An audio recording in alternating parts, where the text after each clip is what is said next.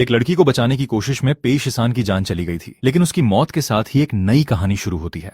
जब उसे होश आता है तो वो खुद को एक अजीब दुनिया में पाता है जहां कल्टीवेशन का युग वापस लौट चुका है। कहा जाता है कि जेंगवान के 19वें वर्ष में शुआनजांग अपनी यात्रा से लौटे और महायाना सूत्रस लेकर आए। इसके बाद 9 प्रोविंसेस की स्पिरिचुअल वेन्स फिर से जाग उठी। एक भयंकर बाढ़ के बाद धर्मा का अंत समाप्त हुआ और दुनिया एक नए कल्टीवेशन युग में प्रवेश कर गई। एम्परर टाइजोंग ने जिंगे टेम्पल की स्थापना की, जिसका काम पूरे देश से कल्टीवेटर्स को इकट्ठा करना और डीमंस को खत्म करना था। अब 45 साल बीत चुके थे। वू जेटियन ने सिंहासन संभालकर टैंग डायनेस्टी को जो डायनेस्टी में बदल दिया और राजधानी लुयांग बना दी। जिंगे टेम्पल अब ग्रेट जो की सबसे बड़ी डीमन सप्रेशन एजेंसी बन चुकी थी। पेश ईसान इसी जिंगे टेम्पल का एक साधारण नाइट गार्ड था। उसके साथ ट्रेनी नाइट गार्ड लू जाओ थी, जिसे अभी 7 दिन पहले ही नियुक्त किया गया था। लेकिन वू जेटियन के कोरोनेशन सेरेमनी के दौरान अचानक एक लाल स्केल्ड पाइथन डीमन ने शाही कैरेज पर हमला कर दिया। लू जाओ को बचाने के लिए पेश ईसान ने अपनी जान दांव पर लगा दी। पाइथन की पूंछ के वार से उसका आर्मर टूट गया, उसके शरीर में वेनम फैल गया और वो वहीं मर गया। उसी समय लू जाओ ने उसे फिर से जीवित देखा, लेकिन पेश ईसान के पास ज्यादा समय नहीं था। तभी उसके सामने सिस्टम सक्रिय हुआ। ये था life for power system. System के केवल 2 मुख्य काम थे, डेमंस को मारकर लाइफ स्पैन हासिल करना और उस लाइफ स्पैन को खर्च करके कल्टीवेशन टेक्निक्स खरीदना। लेकिन पाइथन का वेनम उसके हार्ट तक पहुंच चुका था। उसके पास केवल 3 घंटे की जिंदगी बची थी। पेश ईसान ने तुरंत सिस्टम से पूछा कि क्या किसी इंसान को मारकर लाइफ स्पैन हासिल किया जा सकता है। सिस्टम ने साफ बताया कि ह्यूमन से लाइफ स्पैन नहीं मिलेगा, केवल डीमंस और मॉन्स्टर्स को मारने से ही लाइफ स्पैन प्राप्त किया जा सकता है। तभी पेश ईसान ने उसी घायल पाइथन डीमन से लड़ने का फैसला किया। लू जाओ ये सुनकर हैरान रह गई। वो पाइथन कोई साधारण डीमन नहीं था, वो शुआंगांग रियल्म का ग्रेट डीमन था, जबकि पेश ईसान केवल बोन फॉर्जिंग रियल्म के शुरुआती चरण में था। यहां तक कि जिंगे टेम्पल के कई शक्तिशाली अधिकारी भी उसे रोक नहीं पाए थे। लेकिन पेश ईसान ने पीछे हटने के बजाय सिस्टम खोल लिया। उसके पास केवल 3 घंटे की लाइफ स्पैन थी। सिस्टम में कई शक्तिशाली टेक्निक्स मौजूद थीं, लेकिन उनकी कीमत सैकड़ों साल की लाइफ स्पैन थी। आखिरकार उसे सबसे सस्ती टेक्निक मिली, great sun Tathagata demon slaying blade का इंट्रोडक्टरी चैप्टर, जिसकी कीमत केवल 1 घंटे की लाइफ स्पैन थी। पेश ईसान ने तुरंत इसे खरीद लिया। अब उसके पास सिर्फ 2 घंटे की लाइफ स्पैन बची थी। सिस्टम ने चेतावनी दी कि टेक्निक खरीदने से उसका कल्टीवेशन रियल्म नहीं बढ़ेगा। वो अभी भी शुरुआती बोन फॉर्जिंग रियल्म में था। उसकी वर्तमान फिजिकल कंडीशन को देखते हुए वो इस ब्लेड टेक्निक को पूरी ताकत से केवल एक बार इस्तेमाल कर सकता था, लेकिन एक वार ही काफी था। पाइथन के शरीर पर पहले से बने घाव में उसका वाइटल स्पॉट दिखाई दे रहा था और उसके ठीक पीछे डीमन कोर मौजूद था। उसी समय एम्प्रेस वू जेटियन भी खतरे में थी। बाकी लोग पीछे हटने की बात कर रहे थे, लेकिन पेश ईसान ने उस एक मौके को पकड़ लिया। उसने great sun Tathagata demon slaying blade का इस्तेमाल किया और पाइथन डीमन को खत्म कर दिया। एक साधारण बोन फॉर्जिंग नाइट गार्ड ने शुआंगांग रियल्म के रेड स्केल्ड पाइथन डीमन को मार गिराया था। सिस्टम ने तुरंत घोषणा की कि पेश ईसान ने mid stage Shuanggang red scaled python को मारकर उसकी बची हुई 12 साल की लाइफ स्पैन हासिल कर ली है। इस कारनामे ने वहां मौजूद सभी लोगों को चौंका दिया। दर्जनों जिंगे टेम्पल मास्टर्स जिस वार को नहीं कर पाए थे, वही वार एक साधारण नाइट गार्ड ने कर दिखाया था। वू जेटियन ने आदेश दिया कि उस नाइट गार्ड को ढूंढकर उसके सामने लाया जाए, क्योंकि वह उसे खुद रिवॉर्ड देना चाहती थी। लेकिन पेश ईसान के लिए यह सिर्फ शुरुआत थी। उसने सिस्टम से पूछा कि पाइथन मरने से पहले 10 किंग्स ऑफ हेल का नाम क्यों ले रहा था। सिस्टम ने बताया कि 10 किंग्स ऑफ हेल वास्तव में 10 प्राचीन डीमन लॉर्ड्स थे, जिन्हें जेंगवान के शुरुआती दौर में 10 एंशिएंट हॉल्स के भीतर सील किया गया था। हर डीमन लॉर्ड के पास विशाल डीमन आर्मी थी और उनकी लाइफ स्पैन कम से कम 1000 साल थी। अभी मारा गया पाइथन भी फर्स्ट हॉल द्वारा राजधानी भेजा गया। केवल एक डीमन जनरल था। ये सुनते ही पेश ईसान ने फैसला किया कि उसे और डीमंस को मारना होगा। लू जाओ को विश्वास ही नहीं हुआ, क्योंकि उसका मास्टर पहले बेहद आलसी था। पेट्रोल के दौरान भी वो काम से बचता था और मुश्किल काम अक्सर उसी से करवाता था। लेकिन अब वही पेश ईसान सबसे पहले डीमन केस की तलाश में निकल पड़ा। जल्द ही उन्हें एक अर्जेंट रिपोर्ट मिली। एक टाइगर डीमन साउथ मार्केट में घुस चुका था और 1 दर्जन से ज्यादा लोगों को घायल कर चुका था। डिमोनिक ऑरा से पता चला कि उसके पास लगभग 300 साल की लाइफ स्पैन बाकी थी। पेश ईसान तुरंत वहां पहुंचा। टाइगर डीमन एक युवक को हॉस्टेज बनाए हुए था और बदले में गोल्ड, सिल्वर, मैंशंस और दूसरी चीजें मांग रहा था। पता चला कि हॉस्टेज जेंग यू था, जो शंगवान वानर का कजिन था और अपने संबंधों के कारण डिवाइन कैपिटल में अक्सर मुसीबत खड़ी करता था। लेकिन वहां मौजूद जिंगे टेम्पल अधिकारी डीमन से निपटने के बजाय एक बूढ़े आदमी को गिरफ्तार करने में लगे थे, क्योंकि उसने वू जेटियन के शासन को लेकर डिवाइन रेट्रिब्यूशन की बात कर दी थी। तभी पेश ईसान ने सामने आकर उन्हें रोक दिया। उसने साफ कहा कि जिंगे टेम्पल का काम डीमंस को मारना है, सिविलियंस को डराना नहीं। ट्रीजन की जांच करना सेंसोरेट और मिनिस्ट्री ऑफ जस्टिस का काम है। लेकिन तभी स्थिति और खतरनाक हो गई। एक और डीमन सामने आया। यह अकेला टाइगर डीमन नहीं था, उसके आसपास एक ब्लड वुल्फ डीमन भी मौजूद था। सिस्टम ने तुरंत चेतावनी दी कि यह late stage opening pulse realm का ब्लड वुल्फ डीमन है और उसके पास कम से कम 100 साल की लाइफ स्पैन बाकी है। बाकी जिंगे एनवॉयस पीछे हटने लगे, लेकिन पेश ईसान आगे बढ़ गया। उसने फिर से डेनिची न्यूराइट डीमन स्लेइंग ब्लेड का इस्तेमाल किया और एक ही वार में ब्लड वुल्फ डीमन को मार गिराया। सिस्टम ने घोषणा की कि उसने late stage meridian opening realm blood wolf demon को मारकर उसकी 1-2-6 साल की लाइफ स्पैन हासिल कर ली है। उसकी कुल लाइफ स्पैन अब 1-3-8 साल हो चुकी थी। पेश सन ने तुरंत सिस्टम से टेक्निक अपग्रेड करने की कोशिश की, लेकिन उसे पता चला कि great sun Tathagata demon blade को माइनर मास्टरी तक ले जाने के लिए 30 साल की लाइफ स्पैन होने के बावजूद वो ऐसा नहीं कर सकता। कारण था उसका कल्टीवेशन रियल्म। माइनर मास्टरी के लिए कम से कम मेरिडियन ओपनिंग रियल्म जरूरी था, जबकि पेश सान अभी बोन फॉर्जिंग रियल्म में था। अगर वो जबरदस्ती हाई लेवल टेक्निक अब्सॉर्ब करता तो उसकी मेरिडियंस फट सकती थीं। इसके बाद उसने सिस्टम से उन एंट्री लेवल टेक्निक्स की सूची मांगी जिन्हें वो अभी खरीद सकता था। उनमें body protection technique, mountain finger technique और moon stepping wind chasing step जैसी टेक्निक्स थीं। लेकिन पेश सान ने सबसे महंगी टेक्निक चुनी, गोल्डन आइज ऑफ ट्रूथ का इंट्रोडक्टरी चैप्टर। इसकी कीमत 1-2-0 साल की लाइफ स्पैन थी। सिस्टम ने खरीद की पुष्टि की और उसकी लाइफ स्पैन घटकर 18 साल रह गई।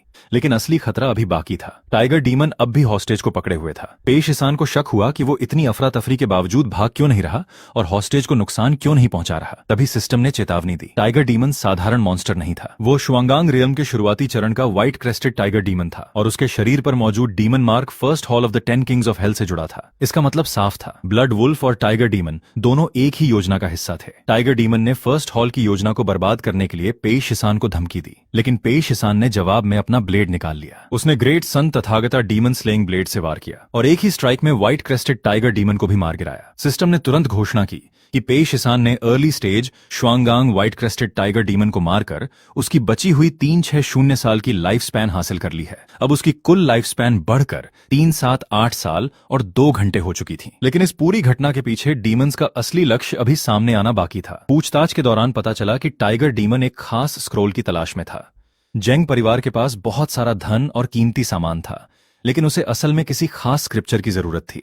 तभी बात सामने आई, heavenly golden scroll of the great cloud sutra. ये वही गोल्डन स्क्रॉल था जिसे ग्रेट क्लाउड धर्मा असेंबली में मुख्य स्क्रिप्चर के रूप में स्थापित किया जाना था। वुजेटियन के सिंहासन पर बैठने से पहले लोयांग के हाई मंक्स ने ग्रेट क्लाउड सूत्रा प्रस्तुत किया था। उस स्क्रिप्चर में लिखा था कि एक महिला हेवन के मैंडेट से दुनिया पर शासन करेगी और वो मैट्रिया की रीइंकार्नेशन होगी। और उसी रात वुजेटियन वांगशैंग डिवाइन पैलेस में ग्रेट क्लाउड धर्मा असेंबली की अध्यक्षता करने वाली थी। इस सेरेमोनी में ऑफिशियल्स, मंक्स, फॉरेन एनवॉयज और शेंदू के कल्टीवेटर्स शामिल होने वाले थे। गोल्डन स्क्रोल को गोल्ड पाउडर से लिखा गया था और उसे इसी असेंबली में एनश्राइन किया जाना था। सबसे महत्वपूर्ण बात यह थी कि कल्टीवेटर्स उस स्क्रिप्चर को सुनकर ताओ में इंसाइट हासिल कर सकते थे। प्रतिभाशाली कल्टीवेटर्स तो सेरेमोनी के दौरान ही ब्रेक थ्रू तक प्राप्त कर सकते थे। अब फर्स्ट हॉल का उद्देश्य स्पष्ट हो चुका था। वे गोल्डन स्क्रोल को हासिल करना चाहते थे और ग्रेट क्लाउड सेरेमोनी को रोकना चाहते थे। दिन में उन्होंने कोरोनेशन सेरेमोनी पर हमला किया था और अब रात में उनका अगला निशाना था ग्रेट क्लाउड धर्मा असेंबली। वांगशैंग पैलेस में सुरक्षा के लिए जिंगे टेम्पल के 24 जिंगे एनवॉयज 8 गेट्स पर तैनात किए जाने वाले थे,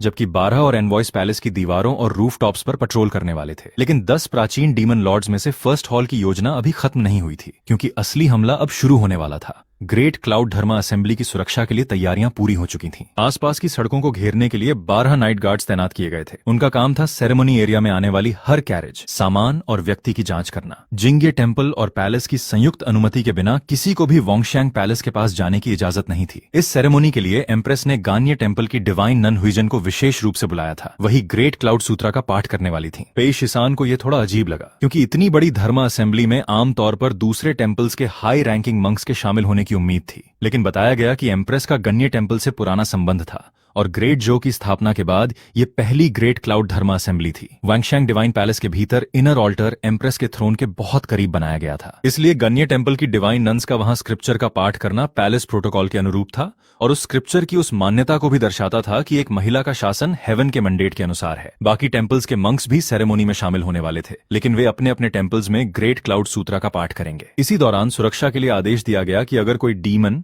मॉन्स्टर या सस्पिशियस व्यक्ति हेवनली मैंडेट गोल्डन स्क्रॉल के पास पहुंचने की कोशिश करे तो उसे तुरंत रोक दिया जाए। अगर कोई विरोध करे तो उसे बिना किसी दया के मार दिया जाए। सभी टीम्स को तैयारी करने और 1 घंटे बाद निकलने का आदेश मिला। इसके बाद पेश सान को शेन चिंगवान ने अकेले बुलाया। सबसे पहले उसने उसकी चोटों के बारे में पूछा। पेश सान ने बताया कि अब वह पूरी तरह ठीक है। फिर शेन चिंगवान ने साउथ मार्केट की घटना के बारे में पूछा। पेश सान ने बताया कि उसने ब्लड वुल्फ डीमन और व्हाइट फ्रंटेड टाइगर डीमन दोनों को मार दिया था और साथ ही यंग मास्टर जेंग यू को भी बचाया था। शेन चिंगवान उसके बदले हुए व्यवहार को देखकर हैरान थी। पहले जब भी पेश सान डेमंस का सामना करता था, वह जिंगे गार्ड्स के पीछे छिप जाता था या सिविलियंस को इवैक्यूएट करने का बहाना बनाकर लड़ाई से बच जाता था। पेश सान ने सफाई दी कि वो अपने साथियों को क्रेडिट कमाने का मौका देता था और अब जब उसके पास एक अप्रेंटिस थी तो वह लू जाओ को भी अपनी क्षमता दिखाने के अवसर देना चाहता था। फिर बात उस पाइथन डीमन तक पहुंची जिसने पहले लू जाओ को बचाते समय पेई शिसान को घायल किया था। शेन चिंगवान ने पूछा कि क्या पाइथन का वेनम अभी भी उसके शरीर में था। पेई शिसान ने बताया कि पॉइजन पहले ही साफ हो चुका था क्योंकि जाओ ने उसे रिजुविनेशन पिल दी थी। शेन चिंगवान फिर उसे लू जाओ के साथ लेकर मजाक करने लगी,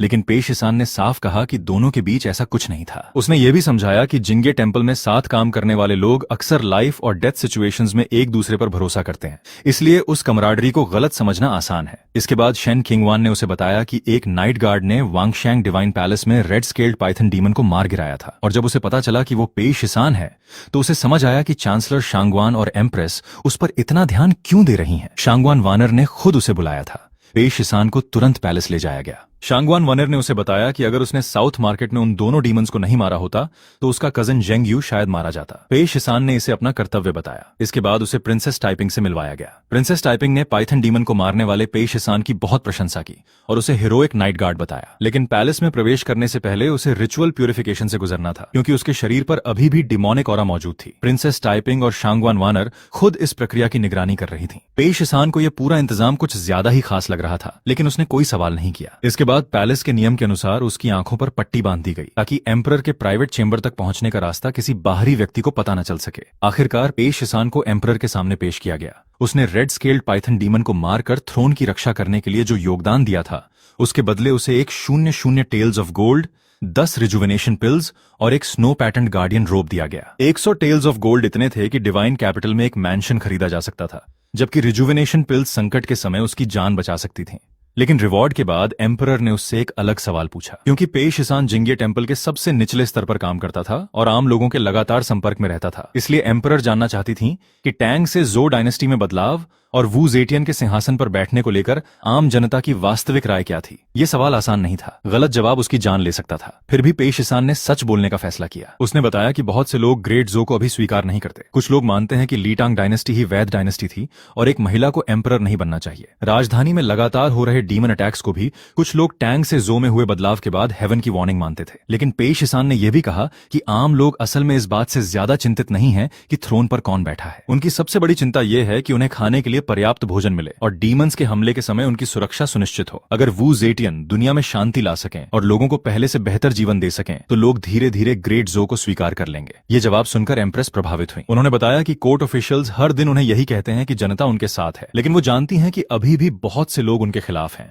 और उन्हें लीटांग एम्पायर को यूजर्प करने वाली शासक कहते हैं। फिर भी वू जेटियन ने साफ कहा कि अब जब उन्होंने थ्रोन संभाल लिया है तो वो अपने से पहले के सभी एम्परर्स से बेहतर शासन करना चाहती हैं। वो चाहती थीं कि लोग भोजन और कपड़ों की कमी से मुक्त रहें, हम्बल बैकग्राउंड से आने वाले लोगों को आगे बढ़ने का अवसर मिले और डीमंस खुलेआम लोगों पर हमला न कर सकें। लेकिन कोर्ट के अधिकांश ऑफिशियल्स पुराने लीटांग क्लैन से थे और उन पर पूरी तरह भरोसा करना आसान नहीं था। इसीलिए एम्प्रेस ने पेई शिसान को एक खास जिम्मेदारी देने का फैसला किया।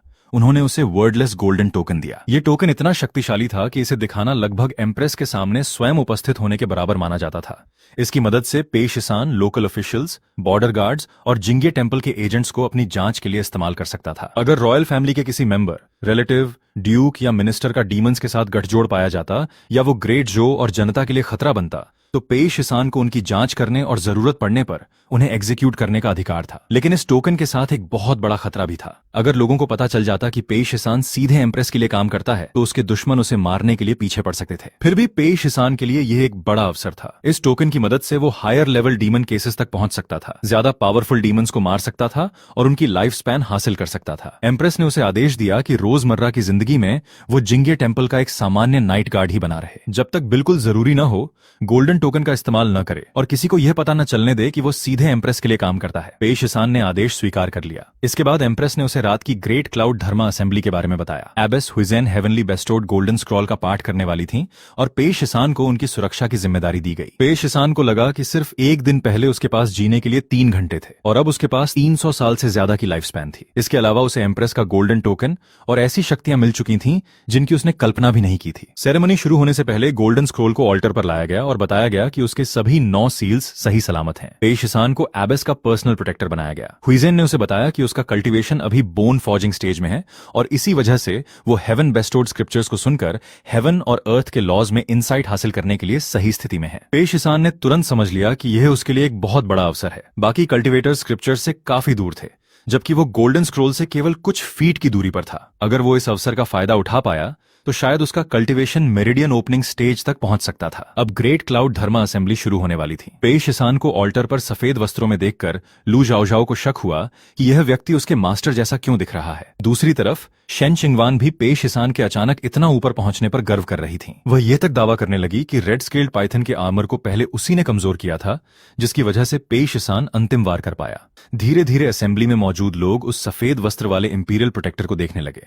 और आखिरकार ऑस्पिशियस आवर आ गया। ग्रेट क्लाउड धर्मा असेंबली आधिकारिक रूप से शुरू हो गई। एबेस हुइजन ने पेई शिसान को निर्देश दिया कि स्क्रिप्चर के पाठ के दौरान अपनी सांस रोककर मन को पूरी तरह एकाग्र रखे और किसी भी तरह अपना ध्यान भटकने न दे। पेई शिसान ने आदेश स्वीकार किया। अब उसके सामने था हेवन बेस्टोर्ड गोल्डन स्क्रोल और मेरिडियन ओपनिंग रियल्म तक पहुंचने का सबसे बड़ा अवसर। पेई शिसान को बोन फॉर्जिंग रियल्म में देखकर उसे समझाया गया कि अगर कोई डीमन अचानक अंदर घुस आया तो वो इस मौके को गंवा सकता है। इसलिए उसे बैठकर हेवनली गोल्डन स्क्रोल का स्क्रिप्चर सुनने की सलाह दी गई। पेई शिसान ने भी ध्यान लगाकर इसे सुनना शुरू किया। सिर्फ एक इंसेंस स्टिक के समय में ही उसके शरीर में जबरदस्त बदलाव आया। पेई शिसान ने बोन फॉर्जिंग रियल्म से मेरिडियन ओपनिंग रियल्म में ब्रेक थ्रू कर लिया। ऑल्टर पर मौजूद लोगों को विश्वास ही नहीं हुआ। कुछ ही देर पहले वो बोन फॉर्जिंग रियल्म में था और अब वो मेरिडियन ओपनिंग रियल्म तक पहुंच चुका था। लोगों ने सवाल उठाया कि क्या वो किसी के सहारे यहां तक पहुंचा था, लेकिन इतनी कम समय में ब्रेक थ्रू किसी साधारण टैलेंट से संभव नहीं लग रहा था। शेन चिंगवान ने भी समझ लिया कि पेई शिसान पहले जिंगे टेंपल में जानबूझकर अपनी असली क्षमता छिपा रहा था, लेकिन पेई शिसान के लिए यह तो सिर्फ शुरुआत थी। सिस्टम ने तुरंत घोषणा की कि उसके मेरिडियन ओपनिंग रियल्म में पहुंचते ही profound tier skill shop unlock हो गई है। इसमें कई नई पावरफुल टेक्निक्स उपलब्ध थीं। उनमें से एक थी Tiangang demon subduing sabre first form cloud breaker. यह एक profound tier high grade sabre technique थी जो पल्सेस को खोलकर थंडर की शक्ति को बुलाती थी और एक ही स्लैश में वॉइड को भेज सकती थी। इसकी कीमत सिर्फ 80 साल की लाइफ स्पैन थी। पेई शिसान ने बिना देर किए इसे खरीद लिया। टेक्निक हासिल करते ही उसने समझा कि अब वो अपनी मेरिडियंस को गाइड बनाकर अपने शरीर को शीत की तरह इस्तेमाल करके और अपने हार्ट से ब्लेड को कंट्रोल कर सकता है। एक स्लैश में इतनी शक्तिशाली ब्लेड इंटेंट पैदा हुई कि वहां मौजूद कल्टिवेटर्स भी चौंक गए। इतने कम समय पहले मेरिडियन ओपनिंग रियल्म में पहुंचा एक व्यक्ति सेलेस्टियल फिनोमेनॉन जैसा प्रभाव पैदा कर रहा था। सिस्टम ने बताया कि 80 साल की लाइफ स्पैन खर्च करके टेक्निक सीधे मास्टरी तक पहुंचाई जा सकती है। पेई शिसान के पास अब ऐसा सेबर टेक्निक था जिसमें उसके 12 स्पिरिट मेरिडियंस की शक्ति को एक ही बिंदु पर केंद्रित किया जा सकता था। इसका एक वार उससे कहीं ज्यादा पावरफुल डीमंस को भी मार सकता था। लेकिन तभी पेई शिसान को कुछ गलत महसूस हुआ। एबेस हुइजन जिस स्क्रिप्चर का पाठ कर रही थीं, उसके बारे में सिस्टम ने अचानक चेतावनी दी। ये ग्रेट क्लाउड सूत्रा नहीं था। स्क्रिप्चर के दूसरे हिस्से को एक ऐसी स्पेल में बदल दिया गया था जो स्पिरिट मेरिडियंस को डिस्टर्ब करती थी। ये मिरियड डीमन अट्रैक्शन कर्स था जिसका उद्देश्य डीमंस को राजधानी की ओर आकर्षित करना था। इसका मतलब साफ था, हेवनली गोल्डन स्क्रोल को डीमंस ने बदल दिया था। अगर एबेस हुइजन ने चैंटिंग जारी रखी तो वहां मौजूद सभी कल्टिवेटर्स को छी डेविएशन हो सकता था। अचानक लोगों की स्पिरिचुअल वेन्स उल्टी दिशा में बहने लगी। उसी समय बाहर से डीमन अटैक की खबर आई। डीमंस पहले ही अंदर घुस चुके थे। जिंगे टेंपल के लोग उन्हें रोकने के लिए आगे बढ़े। पेई शिसान ने लू जाओजाओ को पीछे रहने को कहा क्योंकि उसका कल्टिवेशन अभी बहुत कम था, लेकिन पेई शिसान का ध्यान एबेस हुइजन पर था। सिस्टम लगातार चेतावनी दे रहा था कि उसे अपने कान ढकने होंगे और स्क्रिप्चर सुनना बंद करना होगा, वरना वह भी ईवल स्क्रिप्चर के प्रभाव में आ सकता था। पेई शिसान ने एबेस को रोकने की कोशिश की। उसे समझ आ गया था कि स्क्रिप्चर करप्टेड है। स्थिति इतनी गंभीर हो गई कि उसे इमरजेंसी में एक ऐसा कदम उठाना पड़ा जिससे वह चैंटिंग को तुरंत रोक सके। इसके बाद एबेस हुइजन ने चैंटिंग बंद कर दी और ईवल स्क्रिप्चर का प्रभाव टूट गया। पेई शिसान ने समझाया कि उसके हाथ व्यस्त थे और उसे अपने कान ढकने पड़े, इसलिए स्क्रिप्चर रोकने का यही तरीका बचा था। एबेस ने उसकी बात स्वीकार कर ली, लेकिन खतरा खत्म नहीं हुआ था। ईवल स्क्रिप्चर के टूटते ही एक डीमन ने एबेस की जान लेने की कोशिश की। पेई शिसान तुरंत उसके सामने आ गया। दुश्मन ने उसका कल्टीवेशन देखकर उसे केवल एक मेरिडियन ओपनिंग रियल्म कल्टीवेटर समझा और चुनौती दी कि वो उसके रास्ते में खड़े होने की हिम्मत कैसे कर सकता है। पेई शिसान ने अपना नया सेबर निकाला, टियांगांग डीमन सबडुइंग सेबर। एक शक्तिशाली वार के साथ उसने सामने मौजूद डीमन को खत्म कर दिया। सिस्टम ने तुरंत घोषणा की। पेई शिसान ने 500 साल पुराने गोल्डन विंग ड्रॉग डीमन को मार डाला और उसकी बची हुई 500 साल की लाइफ स्पैन हासिल कर ली। सिर्फ अभी अभी मेरिडियन ओपनिंग रियल्म में पहुंचने के बावजूद उसने श्वांगांग रियल्म के गोल्डन विंग रॉक को एक ही स्ट्राइक में मार दिया था। इससे वहां मौजूद लोग पूरी तरह स्तब्ध रह गए। पेई शिसान ने बाहर मौजूद डीमंस की संख्या भी महसूस की। उसे लगा कि अगर वो ऑल्टर छोड़कर जा सकता तो शायद आज रात हजारों साल की लाइफ स्पैन हासिल कर लेता, लेकिन उसे एबेस हुइजन की व्यक्तिगत सुरक्षा की जिम्मेदारी मिली थी, इसलिए वो अपनी मर्जी से ऑल्टर नहीं छोड़ सकता था। इसी बीच हेवनली गोल्डन स्क्रोल को लेकर गंभीर समस्या सामने आई। एबेस हुइजन ने बताया कि वही स्क्रोल वो खुद पैलेस तक लेकर आई थी। अब जब स्क्रॉल बदला हुआ पाया गया था तो इसकी जिम्मेदारी उनकी भी थी, लेकिन गोल्डन स्क्रॉल के केस पर मौजूद 9 सील्स अभी भी इंटैक्ट थे। इसका मतलब था कि बाहर से केस खोला ही नहीं गया था, फिर भी अंदर मौजूद गोल्डन स्क्रॉल असली नहीं था। यह मामला बेहद सस्पिशियस था। एबेस हुइजन ने शांगवान वनर को आदेश दिया कि वह 3 दिनों के भीतर असली हेवनली गोल्डन स्क्रॉल खोजे और यह पता लगाए कि उसे किसने बदला था। अगर वो ऐसा नहीं कर पाई तो उसे अपनी जान से हाथ धोना पड़ेगा। इसके बाद जेंग परिवार पर हुए डीमन अटैक की बात सामने आई। टाइगर डीमन ने जेंग यू को हॉस्टेज बनाया था और उसका असली लक्ष्य हेवनली गोल्डन स्क्रॉल था। पे शिसान ने खुद उस टाइगर डीमन को मारा था, इसलिए वो इस मामले को सबसे अच्छी तरह जानता था। शांगवान वानर ने एबेस हुइजेन से पे शिसान को उधार लेकर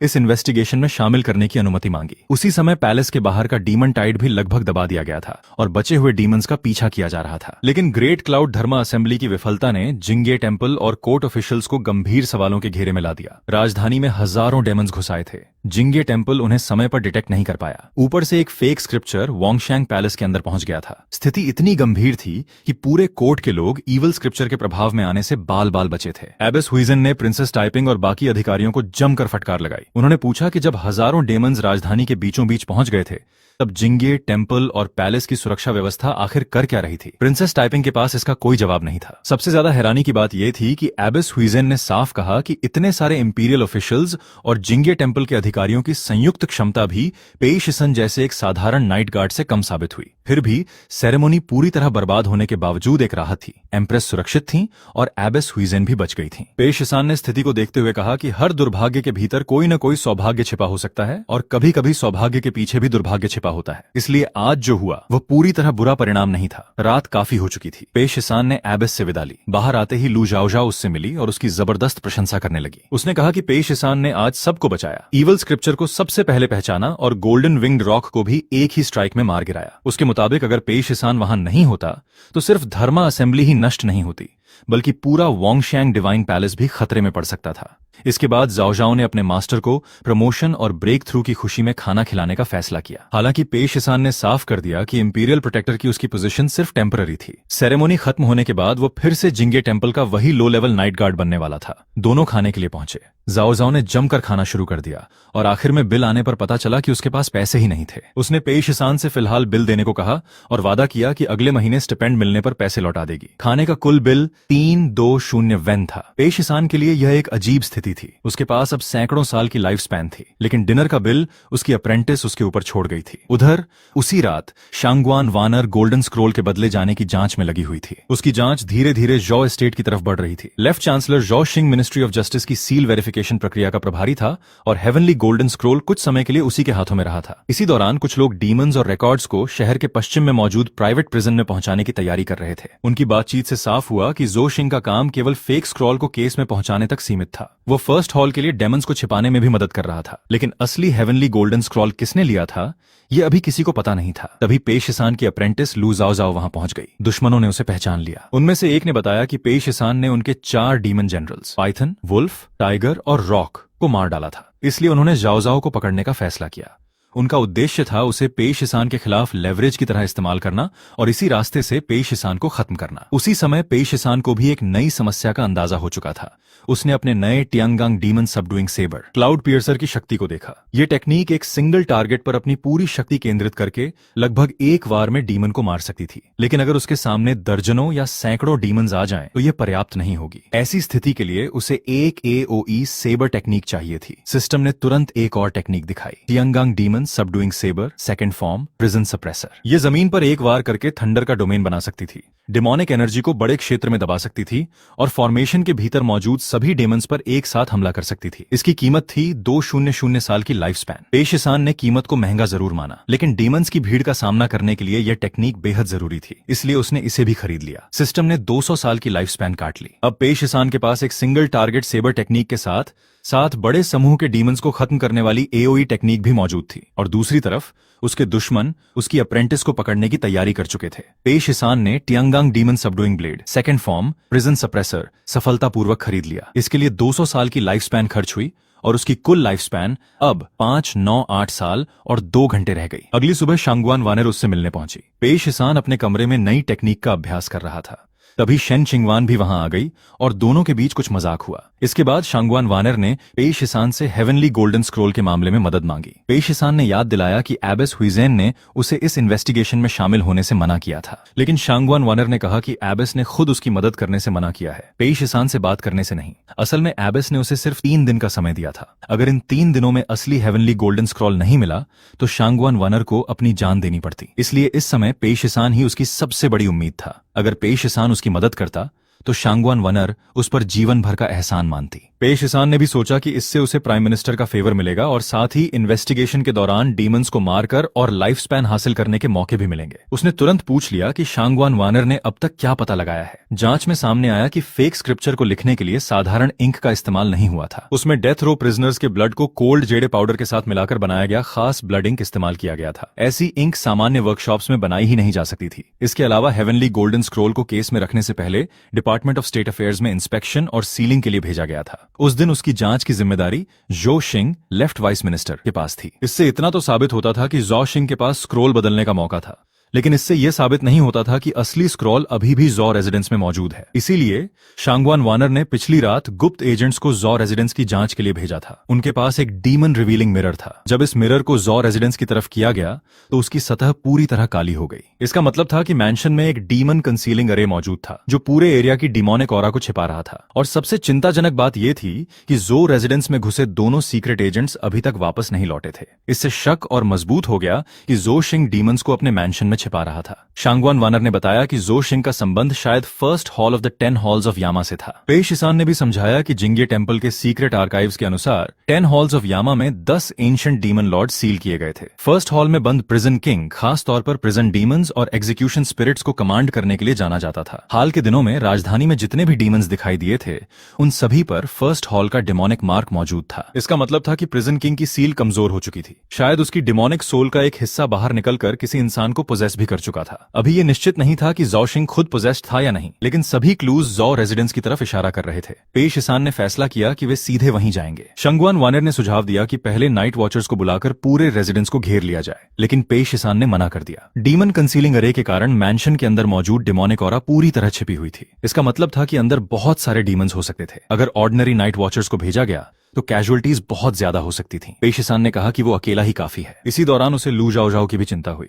आमतौर पर इस समय तक वह उसे पेट्रोल के लिए बुलाने आ जाती थी, लेकिन आज वह कहीं दिखाई नहीं दे रही थी। उधर वे जॉ रेजिडेंस पहुंच गए। दरवाजे पर गार्ड्स ने रास्ता रोकने की कोशिश की, लेकिन शांगवान वानर ने इंपीरियल डिक्री दिखाकर बताया कि वह हेवनली गोल्डन स्क्रॉल मामले की जांच करने आई है। अंदर पहुंचते ही पेई शिसान को असली सच्चाई दिखाई देने लगी। ये लोग इंसान नहीं थे। पूरा जॉ रेजिडेंस डीमंस से भरा हुआ था। बाहर से वो एक हाई ऑफिशियल का मैंशन दिखाई देता था, लेकिन असल में वो इंसानों की स्किन में छिपा हुआ डीमंस का अड्डा था। जैसे ही डीमंस ने हमला किया, शांगवान वानर को भी खतरा हुआ। पेई शिसान ने तुरंत उसे पीछे किया और खुद आगे आ गया। उसने जिंगे टेम्पल की ओर से डीमंस को सामने आने और मौत का सामना करने की चुनौती दी। पेई शिसान को पहले लगा था कि जॉ शिंग केवल कुछ डेमंस को छिपा रहा है, लेकिन पूरा मैंशन ही डीमंस की मांद निकला। अब उसे अपनी नई एओई टेक्निक को आजमाने का मौका मिल गया। उसने ट्यांगांग demon subduing blade prison suppressor का इस्तेमाल किया। एक ही टेक्निक से उसने लगातार डीमंस को खत्म करना शुरू कर दिया। सिस्टम ने घोषणा की कि उसने wolf demon, paper skin demon और प्रिजन हाउंड डीमन समेत कुल 23 डीमंस लगातार मार डाले हैं। इससे उसे कुल 4, 6, 7 साल की लाइफ स्पैन हासिल हुई। इसके बाद सामने खुद जॉ शिंग आया। उसने दावा किया कि वो सेक्रेटेरिएट का लेफ्ट मिनिस्टर है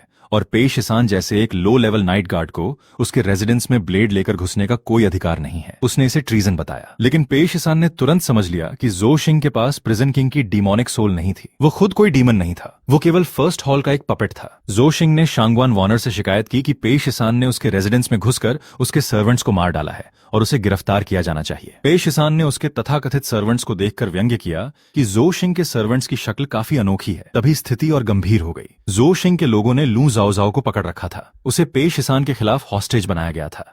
जाओ जाओ ने अपने मास्टर को देखते ही मदद के लिए पुकारा। पेई शिसान ने बताया कि उसका मूल इरादा कुछ डेमंस को जिंदा छोड़कर हेवनली गोल्डन स्क्रोल का पता लगाने का था, लेकिन उन्होंने उसकी अप्रेंटिस को चोट पहुंचाने की हिम्मत की थी और जाओ जाओ पर उसका 3-2-0 वेन का कर्ज भी था। अगर वो मर जाती तो उसका पैसा कौन लौटाता। इसके बाद पेई शिसान ने हमला किया। एक के बाद एक डेमंस उसके सामने गिरने लगे। जाओ जाओ को सुरक्षित करने के बाद पेई शिसान ने सबसे पहले पूछा कि उसे कोई चोट तो नहीं लगी। जाओ जाओ ने बताया कि वो बिल्कुल ठीक है। शांगवान वानर ने यह देखकर समझ लिया कि पेई शिसान अपनी अप्रेंटिस की कितनी परवाह करता है। इसके बाद जोशिंग के सामने असली सवाल रखा गया, हेवनली गोल्डन स्क्रोल कहाँ है? जोशिंग ने बताया कि वो फर्स्ट हॉल के लिए डीमन आर्टिफैक्ट्स छिपाने का काम करता था। फेक स्क्रोल को बदलना भी उसी काम का हिस्सा था, लेकिन असली गोल्डन स्क्रोल किसने लिया ये उसे पता नहीं था। वह उस व्यक्ति को कभी देख भी नहीं पाया था। फिर जोशिंग ने अपनी मजबूरी बताई। वह हम्बल बैकग्राउंड से आया था और इंपीरियल कोर्ट के लिए काम करते हुए उसने पुराने लीटांग क्लैंस के कई लोगों को नाराज कर दिया था। उसे डर था कि अगर उसकी पॉलिटिकल पावर खत्म हो गई तो वही लोग सबसे पहले उसे मार देंगे। इसीलिए फर्स्ट हॉल ने उसे लालच दिया था कि अगर वह उनके लिए काम करता रहे तो वे उसकी पोजीशन को सुरक्षित रखेंगे और उसे लॉन्जेविटी हासिल करने का सीक्रेट भी देंगे। फिर भी जोशिंग ने खुद को बचाने की कोशिश की। उसने कहा कि वह इंपीरियल कोर्ट का 3rd रैंक ऑफिशियल और लेफ्ट चांसलर है। अगर उसने अपराध किया भी है तो उसे सेंसोरेट, मिनिस्ट्री ऑफ जस्टिस और एम्परर के सामने ट्रायल का सामना करना चाहिए। एक साधारण नाइट गार्ड को उसे मारने का कोई अधिकार नहीं था, लेकिन पे शिसान ने अपना वर्डलेस गोल्डन टोकन दिखाया। उसने बताया कि वू ज़ेटियन ने उसे यह अधिकार दिया था ताकि वो उन लोगों को खत्म कर सके जिन्हें एम्प्रेस खुले तौर पर एग्जीक्यूट नहीं कर सकती। इसलिए पे शिसान कोई ऑर्डिनरी नाइट गार्ड नहीं था। फिर उसने जो शिंग को एग्जीक्यूट कर दिया। सिस्टम ने साफ बताया कि यह हत्या लाइफ स्पैन हासिल करने के लिए नहीं थी। ह्यूमन को मारने से उसे कोई लाइफ स्पैन नहीं मिली। शांगवान वानर ये देखकर स्तब्ध थी। जो शिंग जैसा तीसरे दर्जे का हाई ऑफिशियल आमतौर पर बिना एम्परर के आदेश के इस तरह एग्जीक्यूट नहीं किया जा सकता था, लेकिन पे शिसान ने उसे सबके सामने मार दिया था। इसके बाद लू जाओजाओ ने अपने मास्टर को पकड़कर बताया कि वो डर गई थी। पे शिसन ने समझ लिया कि जो शिंग सच बोल रहा था। वह फर्स्ट हॉल का केवल एक पॉन था और उसे भी असली हेवनली गोल्डन स्क्रोल के ठिकाने का पता नहीं था। जांच के दौरान उन्हें जो रेजिडेंस के अंदर एक और भयावह जगह मिली। ये एक टॉर्चर चेंबर था। वहां एक ब्रॉन्ज जार रखा था जिसकी सतह पर अंदर से बने हुए स्क्रैच मार्क्स दिखाई दे रहे थे। नीचे जले हुए चारकोल के निशान थे। इससे पता चला कि जो शिंग प्रिजनर्स को उस ब्रॉन्ज जार के अंदर बंद करके बाहर से चारकोल फायर जलाता था ताकि उन्हें टॉर्चर करके कन्फेशन देने पर मजबूर किया जा सके।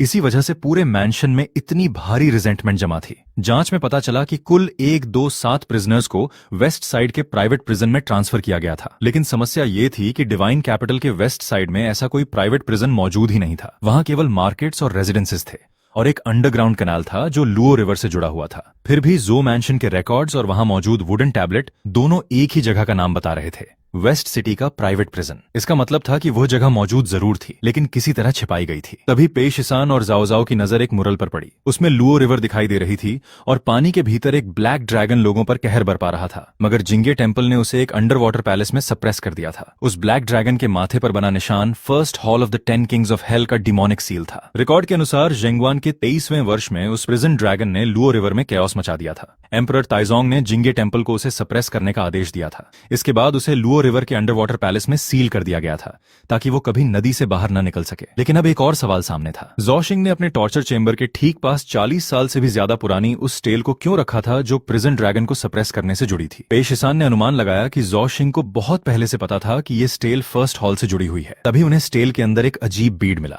उसके भीतर पानी बहता हुआ दिखाई दे रहा था और उसकी सतह पर ड्रैगन पैटर्न्स बने हुए थे। संभव था कि इसका संबंध हेवनली गोल्डन स्क्रॉल के मामले से हो, लेकिन जैसे ही उन्होंने बीड को छुआ, स्टेल पर बना ब्लैक ड्रैगन जीवित हो उठा। अचानक एक वाटर प्रिजन सक्रिय हो गया। पे शिसान ने ड्रैगन स्लैश से बाहर निकलने की कोशिश की, लेकिन उसका ब्लेड और दीवारों ने अब्सॉर्ब कर लिया। ये दीवारें वाटर सप्रेसिंग ब्लैक स्टोन से बनी थीं, जिन्हें विशेष रूप से वाटर प्रिजन्स बनाने के लिए इस्तेमाल किया जाता था। वे स्पिरिचुअल एनर्जी को अब्सॉर्ब कर सकती थीं, इसलिए उन्हें तोड़ना लगभग असंभव था। सबसे बड़ी समस्या ये थी कि वाटर लेवल लगातार बढ़ रहा था। लू जाओजाओ को तैरना नहीं आता था। अगर उन्हें जल्दी कोई रास्ता नहीं मिला तो सभी लोग इसी वाटर प्रिजन में डूब सकते थे। तभी सिस्टम ने एक नई टेक्निक दिखाई, water avoidance golden elixir art. इस टेक्निक से शरीर के भीतर वाटर अवॉइडेंस गोल्डन एलिक्सिर बनाया जा सकता था, जिससे व्यक्ति पानी के अंदर आसानी से सांस ले सकता था। इसकी कीमत थी 1-2 साल की लाइफ स्पैन। पे शिसान ने तुरंत इसे खरीद लिया। सिस्टम ने टेक्निक खरीदने की पुष्टि की। अब सबसे पहले उसे जाओजाओ को बचाना था। वाटर प्रिजन के अंदर पे शिसान ने water avoidance golden pellet technique खरीदी और सबसे पहले लू जाओजाओ को बचाया। उसने पैलेट उसके शरीर में पहुंचाया, जिससे वो पानी के अंदर सांस ले सकती थी। इसके बाद पे शिसान ने खुद भी नई पैलेट्स बनाने की क्षमता हासिल कर ली। तीनों लगातार पानी के भीतर बने रास्ते में आगे बढ़ते गए। उन्हें एक स्लूज गेट मिला, जिसके पीछे भी पानी बह रहा था। पे शिसान ने समझा कि जब यहां तक पानी का रास्ता बनाया गया है तो कहीं न कहीं इसका एग्जिट जरूर होगा, लेकिन रास्ता लगातार नीचे जा रहा था। शांगवान वनर की सांस धीरे धीरे कमजोर पड़ने लगी। लू जाओजाओ के पास वाटर अवॉइडिंग गोल्डन पैलेट था, लेकिन वनर को ज्यादा देर तक सांस रोककर रखना मुश्किल हो रहा था। अंततः पे शिसान को उसे भी वाटर अवॉइडिंग गोल्डन पैलेट देना पड़ा। जाओजाओ ने जब ये देखा तो उसे लगा कि उसके मास्टर फिर किसी को किस कर रहे हैं, जबकि असल में पे शिसान सिर्फ उसे बचाने के लिए पैलेट उसके शरीर में पहुंचा रहा था। कुछ देर बाद वे आखिरकार लियो रिवर वाटर मैंशन तक पहुंच गए। ये जगह आयरन केजेस से भरी हुई थी और उनमें कई जिंदा लोग बंद थे। उन्हीं इन्हीं कैदियों में शांगवान वनर के वे 2 सीक्रेट एजेंट्स भी थे जिन्हें उसने जो रेजिडेंस की जांच के लिए भेजा था। वनर ने उनसे पूछा कि यह जगह आखिर है क्या। जवाब मिला कि जब जो रेजिडेंस के डीमंस उन्हें यहाँ लेकर आए थे तब उन्होंने उनकी बातचीत सुनी थी। ये वही प्राइवेट प्रिजन था जिसे जो शिंग ने डिवाइन कैपिटल के वेस्ट साइड में छिपा कर रखा था। अब पूरी सच्चाई सामने आ गई। वेस्ट सिटी में ऊपर से कोई प्राइवेट प्रिजन दिखाई नहीं देता था क्योंकि असली प्रिजन लुओ रिवर के नीचे छिपा हुआ था और अंडरग्राउंड वाटरवेज के जरिए शेंडू के वेस्ट साइड से जुड़ा था। लेकिन यह जगह पूरी तरह सुरक्षित नहीं थी। वाटर मैंशन के भीतर एक विशाल डीमन ड्रैगन मौजूद था। उसके माथे पर भी फर्स्ट हॉल का वही डिमोनिक सील बना हुआ था। ये वही प्रिजन ड्रैगन था जिसका उल्लेख पुराने स्टोन टैबलेट में किया गया था। ड्रैगन ने पेशिसान पर हमला करते हुए अपनी एक खास वस्तु वापस मांग ली, मदर चाइल्ड ड्रैगन पर्ल। अब पेशिसान को समझ आया कि जो शिंग ने स्टेल के अंदर जो मिस्टीरियस पर्ल छिपाया था वो इसी ड्रैगन की वस्तु थी। प्रिजन ड्रैगन ने हमला कर दिया। शांगवान वनेर ने पेशिसान से कहा कि पहले इम्प्रिजन्ड सिविलियंस को बचाया जाए जबकि वो सेल्स खोलने में मदद करेगी। पेशिसान ने तुरंत अपनी नई टेक्निक का इस्तेमाल किया, Tiangang demon subduing blade, prison suppressor. लेकिन प्रिजन ड्रैगन को पूरा भरोसा था कि पानी के भीतर उसका मुकाबला कोई इंसान नहीं कर सकता। उसने सोचा कि पानी में लाइटनिंग टेक्निक का इस्तेमाल कैसे संभव होगा। पेशिसान ने जवाब दिया कि पानी इलेक्ट्रिसिटी का कंडक्टर है, यानी पानी उसके लिए कमजोरी नहीं बल्कि उसकी लाइटनिंग की शक्ति को फैलाने का माध्यम था। प्रिजन ड्रैगन का डीमन कोर उसकी चेस्ट की स्केल्स के नीचे छिपा हुआ था। सिस्टम ने पेशिसान को बताया कि पहले गोल्डन आइज ऑफ ट्रूथ से उसकी स्केल्स को तोड़ना होगा और उसके बाद क्लाउड पियर्सिंग स्लैश से सीधे डीमन कोर को नष्ट करना होगा। पेशिसान ने गोल्डन आइज ऑफ ट्रूथ का इस्तेमाल करके स्केल्स को भेदा। प्रिजन ड्रैगन को विश्वास नहीं हुआ कि कोई इंसान उसकी ड्रैगन स्केल्स को पेनिट्रेट कर सकता है। लेकिन अगला वार और भी घातक था, Tiangang demon subduing blade, cloud piercing slash. एक ही वार में पेशिसान ने प्रिजन ड्रैगन के डीमन कोर को नष्ट कर दिया। सिस्टम ने घोषणा की कि प्रिजन ड्रैगन मारा गया है और उसकी 1200 साल की लाइफ स्पैन हासिल कर ली गई है। अब मदर चाइल्ड ड्रैगन पर्ल पेशिसान के हाथ में थी। इस पर्ल पर बने कैरेक्टर्स किंगडम ऑफ विमेन से संबंधित थे। बताया गया कि अगर इस पर्ल को मदर चाइल्ड रिवर के पानी के साथ इस्तेमाल किया जाए तो कोई महिला बिना किसी पुरुष से विवाह किए एक मेल चाइल्ड को जन्म दे सकती है। फर वेस्ट में स्थित किंगडम ऑफ विमेन में मदर चाइल्ड रिवर मौजूद थी। उसके पानी को पीने वाली महिलाओं के यहाँ फीमेल चाइल्ड पैदा होती थी। लेकिन मदर चाइल्ड, ड्रैगन पर्ल और उस नदी के पानी को साथ इस्तेमाल करने पर मेल चाइल्ड पैदा हो सकता था। शांगवान वानर ने पेशिसान से यह ड्रैगन पर्ल उसे देने को कहा क्योंकि वो इसे एम्प्रेस के सामने पेश करना चाहती थी। तभी एक महत्वपूर्ण रहस्य सामने आया। प्रिंसेस टाइपिंग वास्तव में मदर चाइल्ड रिवर के पानी के कारण पैदा हुई थी। वू जेटियन ने वर्षों पहले उस नदी का पानी पिया था और उसी के कारण उन्होंने टाइपिंग को जन्म दिया था। इसका मतलब था कि प्रिंसेस टाइपिंग का कोई पिता नहीं था और इसी कारण वू जेटियन ने अब तक किसी मेल कंसॉर्ट को चुनकर दूसरा प्रिंस पैदा नहीं किया था। कारण सिर्फ ये नहीं था कि उन्हें कंसॉर्ट नहीं मिल सकता था। अगर फ्यूचर प्रिंस का पिता होता तो उसके पीछे एक पूरा पैटर्नल क्लैन खड़ा होता। जब वो प्रिंस आगे चलकर थ्रोन पर बैठता तो उसका फादर्स फैमिली इंपीरियल कोर्ट में पावर हासिल कर सकती थी और नए एम्परर के शासन में हस्तक्षेप कर सकती थी। वू जेटियन ऐसा कोई पॉलिटिकल फैक्शन नहीं चाहती थी। वो ऐसा प्रिंस चाहती थी जो सिर्फ वू जॉ ब्लड लाइन से जुड़ा हो और जिसके पीछे कोई पैटर्नल क्लैन न हो। इसीलिए mother child dragon pearl great जो के लिए एक बेहद कीमती ट्रेजर थी। मदर चाइल्ड रिवर का पानी अकेले केवल डॉटर पैदा कर सकता था, लेकिन ड्रैगन पर्ल के साथ वही प्रक्रिया एक मेल हेयर को जन्म दे सकती थी जिसके पास इंपीरियल ड्रैगन एनर्जी होगी और जिसका कोई पिता या पैटर्नल रिलेटिव्स नहीं होंगे। पेशिसान ने अब समझ लिया कि यह पर्ल ग्रेट जो के लिए इतना महत्वपूर्ण क्यों था। उसने शांगवान वानर से इसे सुरक्षित रखने को कहा, लेकिन वानर के पास एक और महत्वपूर्ण जानकारी थी। जब उसे पिछली रात वाटर मैंशन में लाया जा रहा था तब उसने एक मास्क्ड व्यक्ति को युलोंग से एक गोल्डन स्क्रॉल केस लेते हुए देखा था। संभव था कि उसी केस के अंदर असली हेवन बेस्टोड गोल्डन स्क्रॉल हो। उसने उस व्यक्ति का चेहरा साफ नहीं देखा था,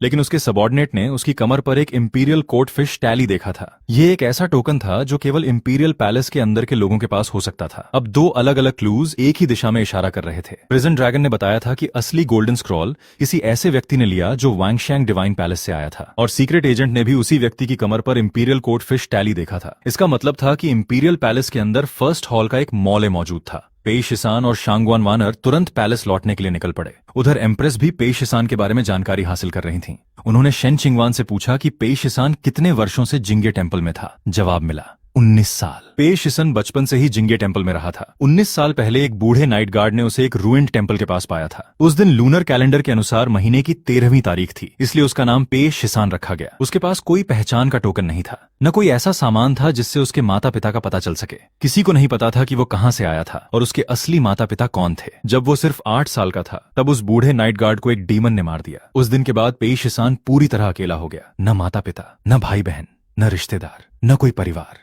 वो जिंगे टेम्पल में ही बड़ा हुआ, लकड़ियां काटते हुए, पानी ढोते हुए और सेल्स साफ करते हुए। सर्दियों में जब गर्म रहने के लिए कोल तक नहीं होता था तो वो पुराने कपड़ों में लिपटकर वुड शेड में सोता था। एक 8 साल का बच्चा इस तरह अकेले बड़ा होकर आज तक जीवित रहा था। एम्प्रेस ने उसकी कहानी सुनी तो वो भी प्रभावित हुई, लेकिन शेन चिंगवान ने बताया कि पेई शिसान हमेशा से ऐसा बहादुर नहीं था। पहले उसका कल्टीवेशन बहुत कमजोर था और वो मौत से बहुत डरता था। जब भी उसे डीमन की मौजूदगी महसूस होती, वो सबसे पहले भागने वालों में होता था। एक बार उसे डीमन पेट्रोल पर जाना था, लेकिन उसने अपनी ड्यूटी से बचने के लिए खुद को मरा हुआ तक दिखाने की कोशिश की थी। वो शेन चिंगवान से कहता था कि उसकी पुरानी बीमारी अचानक बढ़ गई है और शायद वो रात नहीं बच पाएगा। लेकिन कुछ देर बाद वही पेई शिसान अचानक कह देता था कि उसे लगता है वो अभी कुछ दशकों तक और जी सकता है। उसे अपनी जिंदगी बहुत प्यारी थी, फिर भी वो पूरी तरह बुरा इंसान नहीं था। जब उसके पास खुद खाने के लिए बहुत कम होता था, तब भी वो अक्सर अपने थोड़े से भोजन को ऑर्फन्स के साथ बांट देता था। लेकिन रेड स्केल्ड पाइथन डीमन के रॉयल कैरेज पर हमला करने वाले दिन के बाद वो पूरी तरह बदल गया था। जिस इंसान को पहले मौत से सबसे ज्यादा डर लगता था, वही अब डीमंस के सामने खड़ा होकर अपनी जान दांव पर लगा रहा था। एम्प्रेस ने सोचा कि शायद उस घटना में लाइफ और डेथ के बीच पेई शिसान को कुछ समझ आया था, क्योंकि जब पाइथन डीमन ने हमला किया तब उसने बिना पीछे हटे एम्प्रेस की रक्षा के लिए कदम बढ़ाया था। इसी बीच शांगवान वॉनर ने एम्प्रेस से मिलने की अनुमति मांगी। वो गोल्डन स्क्रोल इन्वेस्टिगेशन की खबर लेकर लौटी थी। उसने बताया कि ज़ो शिंग स्क्रोल बदलने की साजिश में शामिल था और लुओ रिवर वाटर मैंशन में उसका प्राइवेट प्रिजन था, जहां सिविलियंस और डीमंस को रखा जाता था। लेकिन असली गोल्डन स्क्रोल ज़ो शिंग के पास नहीं था। उसे पिछली रात वैंगशैंग डिवाइन पैलेस के किसी व्यक्ति ने ले लिया था। उस व्यक्ति के पास इनर कोट फिश टैली था। इससे लगभग निश्चित हो गया कि वांगशैंग डिवाइन पैलेस के अंदर कोई फर्स्ट हॉल के साथ मिलकर काम कर रहा है। शांगवान वॉनर ने इसके बाद मदर चाइल्ड ड्रैगन पर्ल भी एम्प्रेस को सौंप दी और बताया कि इसे मदर चाइल्ड रिवर के पानी के साथ इस्तेमाल करने पर बिना विवाह के मेल हेयर पैदा किया जा सकता है। लेकिन एम्प्रेस ने बताया कि अब शायद उन्हें इस पर्ल की जरूरत न पड़े। उन्होंने हाल ही में एक दूसरा तरीका सोचा था, एक मेल कंसॉर्ट। शांगवान वॉनर चौंक गई। एम्प्रेस ने बताया कि अगर मेल कंसॉर्ट के परिवार का अस्तित्व ही न हो तो उसके जरिए पैदा होने वाले प्रिंस के पीछे कोई पैटर्नल क्लैन नहीं होगा, और ऐसा व्यक्ति था पेई शिसान। पेई शिसान एक ऑर्फन था। उसके माता पिता नहीं थे, भाई बहन नहीं थे और कोई पावरफुल फैमिली या क्लैन भी नहीं था। शांगवान वॉनर ने कहा कि पेई शिसान हम्बल बैकग्राउंड से आता है और केवल एक नाइट गार्ड है, इसलिए कोर्ट ऑफिशियल्स शायद उसे स्वीकार न करें। लेकिन एम्प्रेस के लिए उसका हम्बल बैकग्राउंड कमजोरी नहीं था, बल्कि यही उसकी सबसे बड़ी ताकत थी। उसके पीछे कोई क्लैन नहीं था,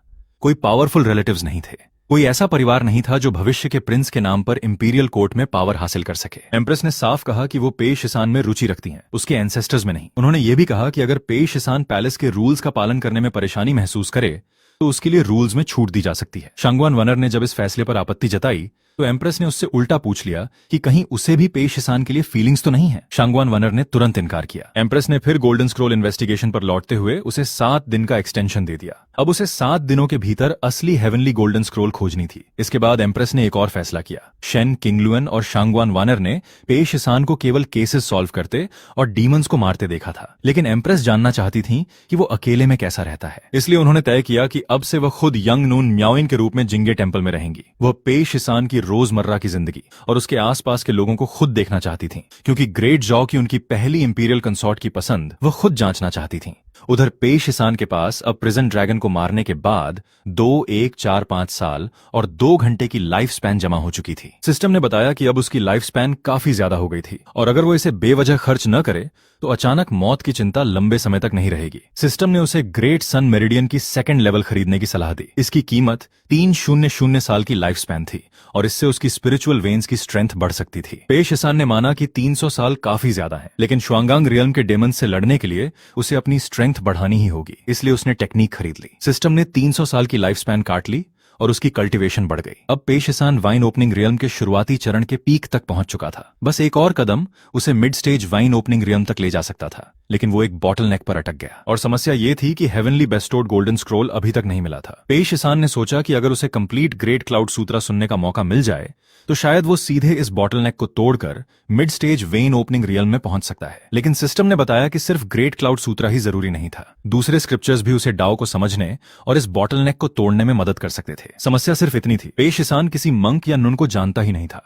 पेई शिसान ने सोचा कि वह सीधे किसी टेंपल में जाकर किसी मंक या नुन को अपने लिए स्क्रिप्चर पढ़ने के लिए मजबूर नहीं कर सकता। तभी सिस्टम ने सुझाव दिया कि वो एबेस हुइजेन से मदद मांग सकता है। उनकी बुद्धिज्म की नॉलेज बहुत गहरी थी और उनके द्वारा पढ़ा गया कोई भी स्क्रिप्चर उसके ब्रेक थ्रू में मदद कर सकता था। लेकिन पेई शिसान को यह मुश्किल लगा। एबेस हुइजेन की पोजीशन बहुत ऊंची थी, वो अकेले बैठकर उसके लिए स्क्रिप्चर पढ़ेंगी, इसकी उसे उम्मीद नहीं थी। तभी सिस्टम ने कहा कि अगर वो खुद पूछेगा ही नहीं तो उसे कैसे पता चलेगा कि एबेस मना करेंगी या नहीं। सिस्टम ने एक और बात कही, उसे लगता है कि एबेस हुइजेन के मन में पेई शिसान ईसान के लिए कुछ फीलिंग्स हैं। पेश ईसान को यह बात बिल्कुल असंभव लगी। आखिर वो एक नुन थी और अपनी ऊंची पोजीशन को देखते हुए वो एक साधारण नाइट गार्ड को पसंद करेंगी, ऐसा वो सोच भी नहीं सकता था। पेश ईसान ने फिलहाल इस बात को छोड़ दिया और कुछ खाने के लिए निकलने का फैसला किया। उसने सोचा कि अगले दिन किसी मंक या नुन को ढूंढने का तरीका निकालेगा, लेकिन तभी उसे एक नई नुन दिखाई दी। उसका नाम म्याओइन था और वो गानिये टेम्पल से आई थी। बताया गया कि म्याओइन एबेस हुइजेन की डिसाइपल थी और खास तौर पर राजधानी में अपनी मास्टर से मिलने आई थी। पेश ईसान ने उसे देखा तो कुछ पल के लिए हैरान रह गया। उसे लगा कि शायद उसकी आंखें धोखा दे रही हैं,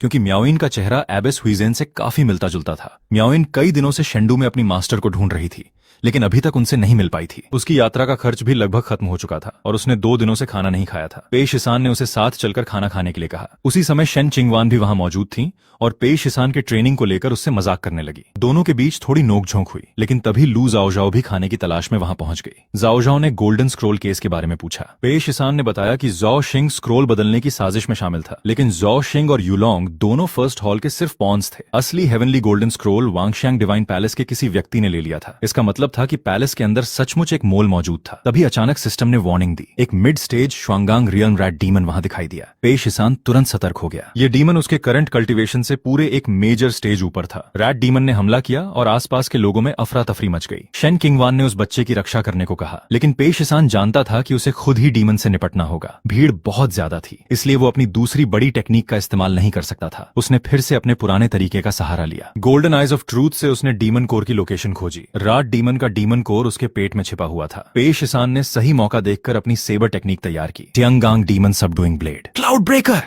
एक ही बार में उसने mid stage Shuanggang realm rat demon को मार गिराया। सिस्टम ने घोषणा की कि उसने राट डीमन को मारकर 600 साल की लाइफ स्पैन हासिल कर ली है। वहां मौजूद लोगों को विश्वास नहीं हुआ कि इतना विशाल डीमन सिर्फ एक स्ट्राइक में मारा जा सकता है। उन्होंने देखा कि पेश ईसान ने पहले अपनी आंखों की शक्ति से जमीन के अंदर छिपे डीमन को बाहर आने पर मजबूर किया और फिर एक ही स्लैश में उसका डीमन कोर नष्ट कर दिया। सबसे बड़ी हैरानी यह थी कि पेश ईसान अभी केवल मेरिडियन ओपनिंग रियल्म में था, फिर भी उसने mid stage Shuanggang realm demon को सामने से मार गिराया था। लू जाओजाओ ने तुरंत गर्व से सबको बताया कि यही उसका मास्टर पेश ईसान है। लोग पेश ईसान की प्रशंसा करने लगे। कोई उसे धन्यवाद दे रहा था तो कोई उसके कल्टीवेशन और उसकी शक्ल की तारीफ कर रहा था। यहां तक कि कुछ लोग यह पूछने लगे कि क्या पेश ईसान पहले से मैरिड है। जाओजाओ ने तुरंत सभी को दूर रहने को कहा। उसने साफ कर दिया कि उसके मास्टर के पास नए डीमन से निपटने के लिए इतना काम है कि मैरिज के बारे में सोचने का समय ही नहीं है। पेश ईसान ने भी महसूस किया कि mid stage Shuanggang realm demon शुरुआती स्टेज के डीमन से कहीं ज्यादा खतरनाक था। राट डीमन का क्लॉ अगर थोड़ा और करीब आ जाता तो शायद इस बार वो खुद घायल हो जाता। फिर भी जब राट डीमन एक बच्चे को नुकसान पहुंचाने वाला था, पेश ईसान सबसे पहले उसकी रक्षा के लिए आगे बढ़ा था। उसने उस छोटी लड़की से पूछा कि क्या रैट डीमन ने उसे चोट पहुंचाई है। लड़की ने बताया कि वो ठीक है, लेकिन उस मॉन्स्टर ने शाओ डूजी और दूसरे बच्चों को पकड़ लिया था। पेश ईसान ने पूछा कि शाओ डूजी कौन है। लड़की ने बताया कि वह और शाओ डूजी दोनों अनाथ थे। उनके माता पिता नहीं थे और वे शहर के पश्चिम में मौजूद एक रूइंड टेम्पल में रहते थे। फूल बेचकर और भीख मांगकर उनका गुजारा चलता था। पिछली रात लिटिल बाउजी ने रैट डीमन को देखा था। उसने शाओ डूजी और दूसरे बच्चों को एक सैक में डालकर वेस्ट सिटी के सुअर में फेंक दिया था। पेश ईसान ने तुरंत समझ लिया कि वेस्टर्न सुअर उसी लुओ रिवर वाटर मैंशन से जुड़ा हुआ था जहां उसने प्रिजन ड्रैगन को मारा था और कई सिविलियंस को बचाया था। उसने लड़की को बताया कि आज ही उसने लुओ रिवर वाटर मैंशन के डीमन ड्रैगन को मार दिया है और वहां कैद सभी सिविलियंस और बच्चों को बचा लिया गया है। यह सुनकर लड़की ने पूछा कि क्या शाओ डूजी और बाकी बच्चे भी जिंदा हैं। पेश ईसान ने पुष्टि की कि वे जिंदा हैं। फिर उसने उसे रोने से रोकते हुए कहा कि शायद शाओ डूजी और बाकी बच्चे अब घर पहुंच चुके होंगे और उसका इंतजार कर रहे होंगे, लेकिन लड़की ने जवाब दिया कि उनका कोई घर ही नहीं है। इस बात पर पेश ईसान ने बताया कि अपनी पिछली जिंदगी में वो भी एक ऑर्फन था। वो जानता था कि घर न होना और परिवार के बिना रहना कैसा होता है। उसने वादा किया कि शाओ डूजी और बाकी बच्चों को ढूंढने के बाद जिंगे टेम्पल उनके रहने का इंतजाम करेगा और अगर भविष्य में कोई डीमन उन्हें परेशान करे तो वे सीधे जिंगे टेम्पल आकर उसे ढूंढ सकते हैं। लड़की ने पूछा कि क्या पेश ईसान हमेशा उनकी रक्षा करेगा। उसने जवाब दिया हाँ। ये देखकर आसपास मौजूद लोगों को पेश ईसान का एक अलग रूप दिखाई दिया। वह डेमन्स के सामने बेहद निर्णायक और रूथलेस था, लेकिन कमजोर और बेसहारा बच्चों के सामने उतना ही शांत और दयालु। शेन चिंगवान ने भी कहा कि पेश ईसान सचमुच बदल चुका था। पेश ईसान ने हमेशा की तरह इसे अपनी नाइट गार्ड की ड्यूटी बताया और कहा कि वो बस अपना काम कर रहा था, लेकिन सिस्टम ने तुरंत उसकी बात पर मजाक किया कि वो सिर्फ दिखावा कर रहा है, क्योंकि असल में वो डीमंस को मारकर लाइफ स्पैन हासिल करना चाहता था। इस बार पेश ईसान ने भी माना कि वो प्रिटेंडिंग नहीं कर रहा था। उसके लिए डीमंस को मारना और वल्नरेबल लोगों की रक्षा करना एक दूसरे के खिलाफ नहीं थे। इसी बीच एम्प्रेस ने दूर से पेश ईसान को देखा और मन ही मन सोचा कि अगर भविष्य में उसका और पेश ईसान का कोई प्रिंस हुआ तो वो भी पेश ईसान जैसा ही होना चाहिए। म्याओइन भी पेश ईसान शिसान को उसी तरह देख रही थी जैसे शांगवान वानर उसे देखती थी। लू जाओजाओ ने यह देखकर तुरंत चिंता जताई कि दोनों उसके मास्टर को पसंद करती हैं। वो किसी को भी अपने मास्टर के करीब आने देना नहीं चाहती थी। थोड़ी देर बाद म्याओइन ने शेन चिंगवान से जिंगे टेम्पल में कुछ दिनों तक रहने की अनुमति मांगी। वो राजधानी में अपनी मास्टर को ढूंढ रही थी और उसके पास फिलहाल रहने की कोई जगह नहीं थी। जिंगे टेम्पल ने उसे रहने की अनुमति दे दी, लेकिन विमेंस क्वार्टर्स में कोई खाली कमरा नहीं था। इसलिए म्याओइन को फिलहाल लू जाओजाओ के साथ रूम शेयर करना पड़ा। जाओजाओ को यह बिल्कुल पसंद नहीं आया। उसे पहले ही शक था कि म्याओइन भी उसके मास्टर को पसंद करती है, लेकिन पेई शिसान के लिए यह एक अलग तरह का अवसर था। म्याओइन एबिस हुइजेन की डिसाइपल थी।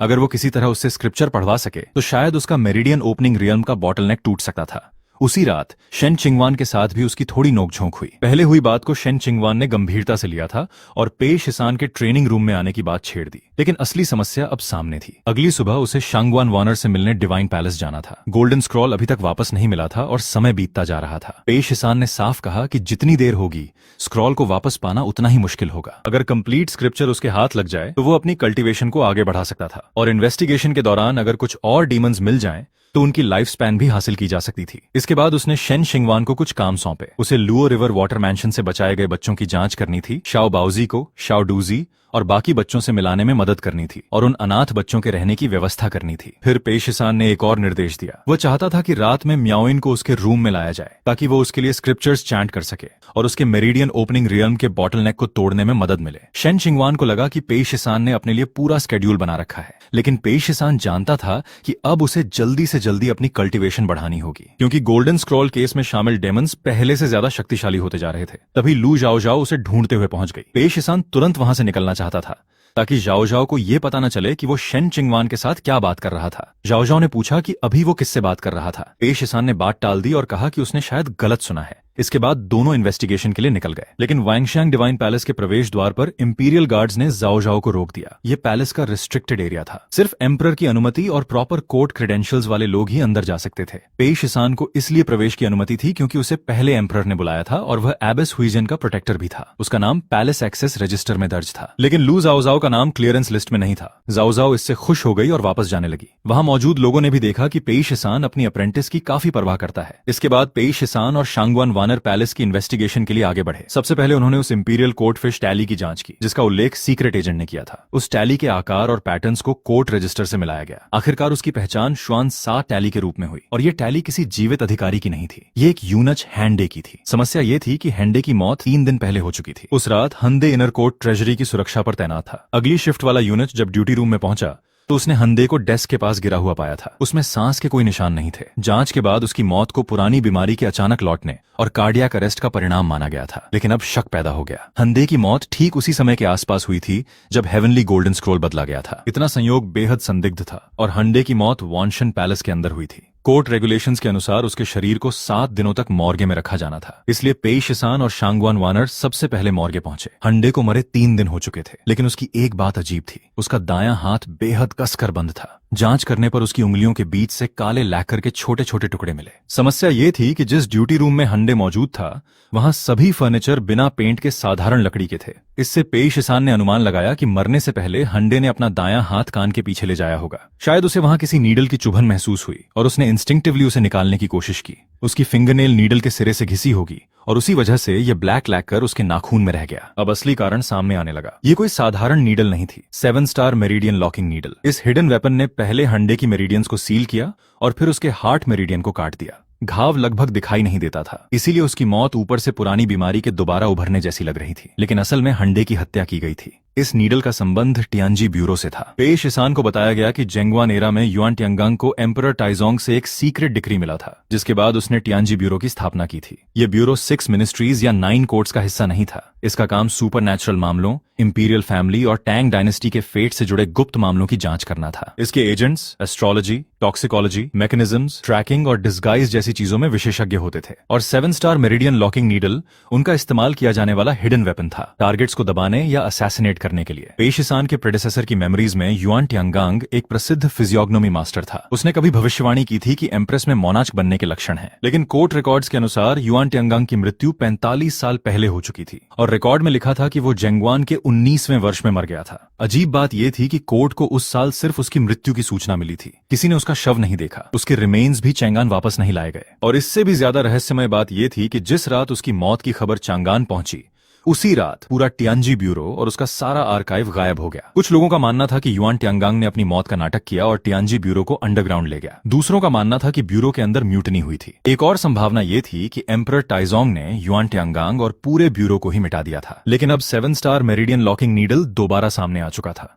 इसका मतलब साफ था, टियानजी ब्यूरो शायद अभी भी मौजूद था। हंडे की हत्या का सच सामने आने के तुरंत बाद पेई शिसान और शांगवान वानर एक नई मुसीबत में फंस गए। जिस कमरे में वे मौजूद थे उसका दरवाजा बाहर से बंद कर दिया गया था। साफ था कि कोई उन्हें अंदर फंसाकर खत्म करना चाहता था। तभी पता चला कि कोई उन्हें छिपकर देख रहा था। एक mid stage Shuanggang realm snow demon सामने आया। उसने बताया कि फर्स्ट हॉल में पेई शिसान का नाम अब काफी मशहूर हो चुका था। उसने कई डीमन जनरल्स को मार गिराया था, इसलिए उसे खास तौर पर यहाँ पेई शिसान का इंतजार करने के लिए भेजा गया था। स्नो डीमन ने कहा कि पेई शिसान ने ऐसी बातें जान ली थीं जिन्हें उसे नहीं जानना चाहिए था, इसलिए अब उसे यहीं मरना होगा। स्नो डीमन की खासियत यह थी कि वो अपनी कई क्लोन्स बना सकता था। इन क्लोन्स में न मेरिडियंस थे और न डीमन कोर्स, इसलिए असली शरीर को पहचानना बेहद मुश्किल था। लेकिन पेई शिसान ने तुरंत गोल्डन आइज ऑफ ट्रूथ का इस्तेमाल किया और असली डीमन कोर की स्थिति पहचान ली। इसके बाद उसने बिना किसी झिझक के टियांगांग demon subduing blade cloud piercer चला दिया। एक ही वार में मिड स्टेज शुआंगांग स्नो डीमन मारा गया। सिस्टम ने घोषणा की कि पेई शिसान ने 800 साल की लाइफ स्पैन हासिल की है।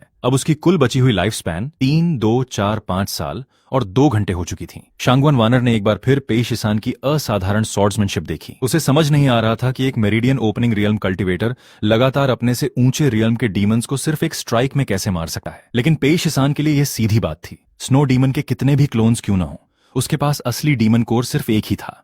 उसे ढूंढना ही काफी था। दूसरी तरफ शांगवान वानर को ठंड से परेशानी होने लगी। पेई शिसान को बिल्कुल ठंड महसूस नहीं हो रही थी, बल्कि उसके शरीर में गर्मी बढ़ रही थी। सिस्टम ने बताया कि ग्रेट सन मेरिडियन सूत्रा की सेकंड लेवल उसके ब्लड को प्योर यांग ब्लड में बदल सकती है और प्योर यांग ब्लड ठंड से बचाने में सक्षम है। लेकिन शांगवान वानर की हालत बिगड़ रही थी। अगर वह ठंड से मर जाती तो गोल्डन स्क्रोल इन्वेस्टिगेशन में पेई शिसान की मदद करने वाला कोई नहीं रहता और असली हेवनली गोल्डन स्क्रोल अभी तक नहीं मिला था। इसलिए पेई शिसान ने पहले उसकी जान बचाने का फैसला किया। उसने अपने कपड़े उतारकर शांगवान वानर को दे दिए। वानर ने उसके कपड़े पहन लिए, जबकि पेई शिसान ने कहा कि उसे खुद गर्मी लग रही है। इसके बाद पेई शिसान ने एक दूसरा रास्ता खोजने की कोशिश की। उसे दीवार का एक हिस्सा बाकी जगहों से पतला लगा, लेकिन तब तक शांगवान वानर के शरीर का तापमान तेजी से गिरने लगा था। पेई शिसान ने समझ लिया कि अगर कुछ नहीं किया गया तो वो हाइपोथर्मिया से मर सकती है। उसने अपने शरीर की गर्मी से उसकी हार्ट पल्स को अस्थायी रूप से बचाया, लेकिन उसके शरीर के अंदर मौजूद कोल्ड एनर्जी अभी भी खत्म नहीं हुई थी। सिस्टम के अनुसार ग्रेट सन मेरिडियन से बनी प्योर यांग ब्लड उस कोल्ड एनर्जी को न्यूट्रलाइज कर सकती थी। इसलिए पेई शिसान को अपनी प्योर यांग ब्लड उसकी बॉडी में पहुंचानी पड़ी। शांगवान वानर ने उसकी जान बचाने के लिए फिर से पेई शिसान का एहसान मान लिया। इसके बाद वानर ने भी उसे एक खास गिफ्ट दिया। वो एक सॉफ्ट हेवनली सिल्क आर्मर था जिसमें उसकी कॉन्शियसनेस का एक हिस्सा मौजूद था। अगर पेई शिसान इस आर्मर को अपने शरीर से लगाकर पहनता तो वानर किसी भी समय उसकी स्थिति महसूस कर सकती थी, यानी वो दूर रहकर भी जान सकती थी कि पेई शिसान घायल हुआ है या नहीं। वानर इस बात को सीधे कहने में झिझक रही थी कि यह आर्मर उसे अपने दिल के बहुत करीब रखेगा। उधर पेई शिसान को दीवार में एक ऐसा हिस्सा मिला जहां किसी शार्प वेपन से पहले ही कट लगा हुआ था। उसे लगा कि यही जगह बाहर निकलने के लिए सबसे आसान हो सकती है। उसने फिर क्लाउड पियर्सर चलाया, लेकिन इस बार दीवार के पीछे स्पिरिट सप्रेसिंग ब्लैक आयरन मौजूद था। क्लाउड पियर्सर की वर्तमान शक्ति उस ब्लैक आयरन को तोड़ने के लिए पर्याप्त नहीं थी। पेई शिसान ने सिस्टम से पूछा कि क्या उसकी टेक्निक को और मजबूत किया जा सकता है। सिस्टम ने बताया कि उसका क्लाउड पियर्सर अभी प्रोफिशिएंट लेवल पर था और 500 साल की लाइफ स्पैन खर्च करके इसे मास्टरी लेवल तक अपग्रेड किया जा सकता था। पेई शिसान ने बिना ज्यादा सोचे 500 साल की लाइफ स्पैन खर्च कर दी। क्लाउड पियर्सर की शक्ति कई गुना बढ़ गई। अब परफेक्टेड क्लाउड पियर्सिंग ब्लेड पहले की तुलना में पूरी तरह अलग स्तर पर पहुंच चुका था। सिस्टम ने पुष्टि की कि उसकी लाइफ स्पैन घटकर 2, 7, 4, 5 साल और 2 घंटे रह गई है। पेई शिसान ने दोबारा दीवार पर वार किया और आखिरकार रास्ता खुल गया। बाहर पैलेस अटेंडेंट्स और गार्ड्स भी पहुंच चुके थे। उन्होंने बताया कि कोल्ड स्टोरेज में एक मिड स्टेज शुआंगांग स्नो डीमन था, लेकिन पेई शिसान उसे पहले ही मार चुका था। शांगवान वानर ने तुरंत आदेश दिया कि कोल्ड स्टोरेज को सील कर दिया जाए, दीवार की मरम्मत कराई जाए और यह पता लगाया जाए कि दरवाजा बाहर से किसने बंद किया था। जाने से पहले शांगवान वानर ने पेई शिसान को अपना सॉफ्ट आर्मर दे दिया। उसने बताया कि यह वही आर्मर था जिसे वो कई वर्षों से पहनती आई थी। पेई शिसान ने इसे स्वीकार कर लिया। उसने आर्मर पहनकर देखा तो वो बेहद कंफर्टेबल था। इसके अलावा यह शुआंगांग रियल्म एक्सपर्ट के फेटल स्ट्राइक को भी रोक सकता था, यानी यह साधारण इनर आर्मर नहीं बल्कि एक बेहद कीमती ट्रेजर था। अब पेई शिसान को अपनी कल्टीवेशन ब्रेक थ्रू की तैयारी करनी थी। शेन चिंगलुआन ने बताया कि लॉर्ड पेई एक छोटी नुन से स्क्रिप्चर सुनना चाहते हैं ताकि वो मेरिडियन ओपनिंग रियल्म के मिड स्टेज तक ब्रेक थ्रू कर सके। वो छोटी नुन थी म्याओइन। म्याओइन पेई शिसान के कमरे में आई और स्क्रिप्चर पढ़ना शुरू किया। पेश ईसान ने ध्यान लगाकर उसकी चैंटिंग सुनी और स्पिरिचुअल एनर्जी को स्क्रिप्चर्स के अनुसार गाइड करना शुरू किया। म्याओइन को पास से देखकर पेश ईसान को फिर महसूस हुआ कि वो एबिस हुइजन से बहुत मिलती जुलती है। दूसरी तरफ म्याओइन भी पेश ईसान को ध्यान से देख रही थी। उसे लगा कि अपनी सुंदरता के बावजूद पेश ईसान ने कोई अनुचित हरकत नहीं की। उसकी इनसाइट, करेज और कंपोजर ने उसे प्रभावित किया। उसे लगा कि पेश ईसान को पहला मेल कंसॉर्ट बनाना कोई बुरा निर्णय नहीं होगा। लेकिन पेश ईसान का पूरा ध्यान कल्टीवेशन पर था। कुछ देर तक स्क्रिप्चर सुनने और स्पिरिचुअल एनर्जी को गाइड करने के बाद सिस्टम ने घोषणा की, congratulations host, you have reached the mid stage of the meridian opening realm. पेश ईसान आखिरकार अपने बॉटलनेक को तोड़कर मेरिडियन ओपनिंग रियल्म के मिड स्टेज में पहुंच गया। उसने म्याओइन की बुद्धिज्म की गहरी समझ की प्रशंसा की और कहा कि सिर्फ आधे घंटे में उसने उसकी ब्रेक थ्रू में मदद कर दी।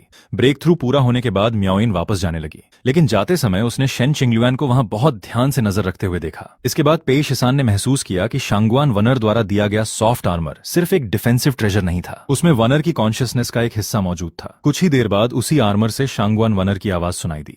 उसने बताया कि आर्मर पहनने पर वह पेश ईसान की स्थिति महसूस कर सकती है और अपनी कॉन्शियसनेस के जरिए उससे बात भी कर सकती है। अब पेश ईसान समझ गया कि शांगवान वनर ने उसे ऐसा ट्रेजर दिया था जिससे वो चाहे जितनी दूर हो फिर भी उसकी स्थिति का पता लगा सकती थी। कुछ देर बातचीत के दौरान वॉर्नर ने पेश ईसान से पूछा कि क्या वो उसे पसंद करता है। पेश ईसान ने कोई जवाब नहीं दिया। वॉर्नर ने उसकी चुप्पी को समझ लिया और खुद से कहा कि शायद वो उसे पसंद नहीं करता। उसने सोचा कि यह भी ठीक है। आखिर पेश ईसान जल्द ही पैलेस में रॉयल कंसॉर्ट बनने वाला था और अगर उसके मन में वॉर्नर के लिए फीलिंग्स होंगी तो इससे एम्परर को शक हो सकता था। अगली सुबह शेन चिंगलुआन फिर पेश ईसान को इन्वेस्टिगेशन के लिए बुलाने आ गई। गोल्डन स्क्रॉल की डेडलाइन खत्म होने में अब कुछ ही दिन बचे थे। पेश ईसान ने कहा कि कंप्लीट ग्रेट क्लाउड सूत्रा उसकी कल्टीवेशन को अगले लेवल तक पहुंचाने की सबसे बड़ी की हो सकती है। यह प्रॉस्परस धर्मा एरा का 45वां वर्ष था और सभी कल्टीवेटर्स लगभग एक ही स्टार्टिंग पॉइंट से आगे बढ़ रहे थे। अगर वो एक पल भी रुकना नहीं चाहता तो शायद इस दुनिया के सबसे शक्तिशाली लोगों में शामिल हो सकता था। इसी बीच शेन चिंगलुआन ने उसे खुशखबरी दी। शाओ बाओजी ने शाओ डूजी को ढूंढ लिया था। लुओ रिवर वाटर मैंशन से बचाए गए बाकी बच्चों को भी जिंगे टेम्पल के बैकयार्ड में रहने की जगह दे दी गई थी। शेन चिंगलुआन ने पेश ईसान को सावधान किया कि इन्वेस्टिगेशन करते समय डीमंस के सामने बिना सोचे समझे हमला न करे। अब वो अकेला नहीं था। पेश ईसान ने कहा कि उसके साथ शेन चिंगलुआन भी थी। इसके बाद वे वोंगशैंग डिवाइन पैलेस की ओर निकल पड़े।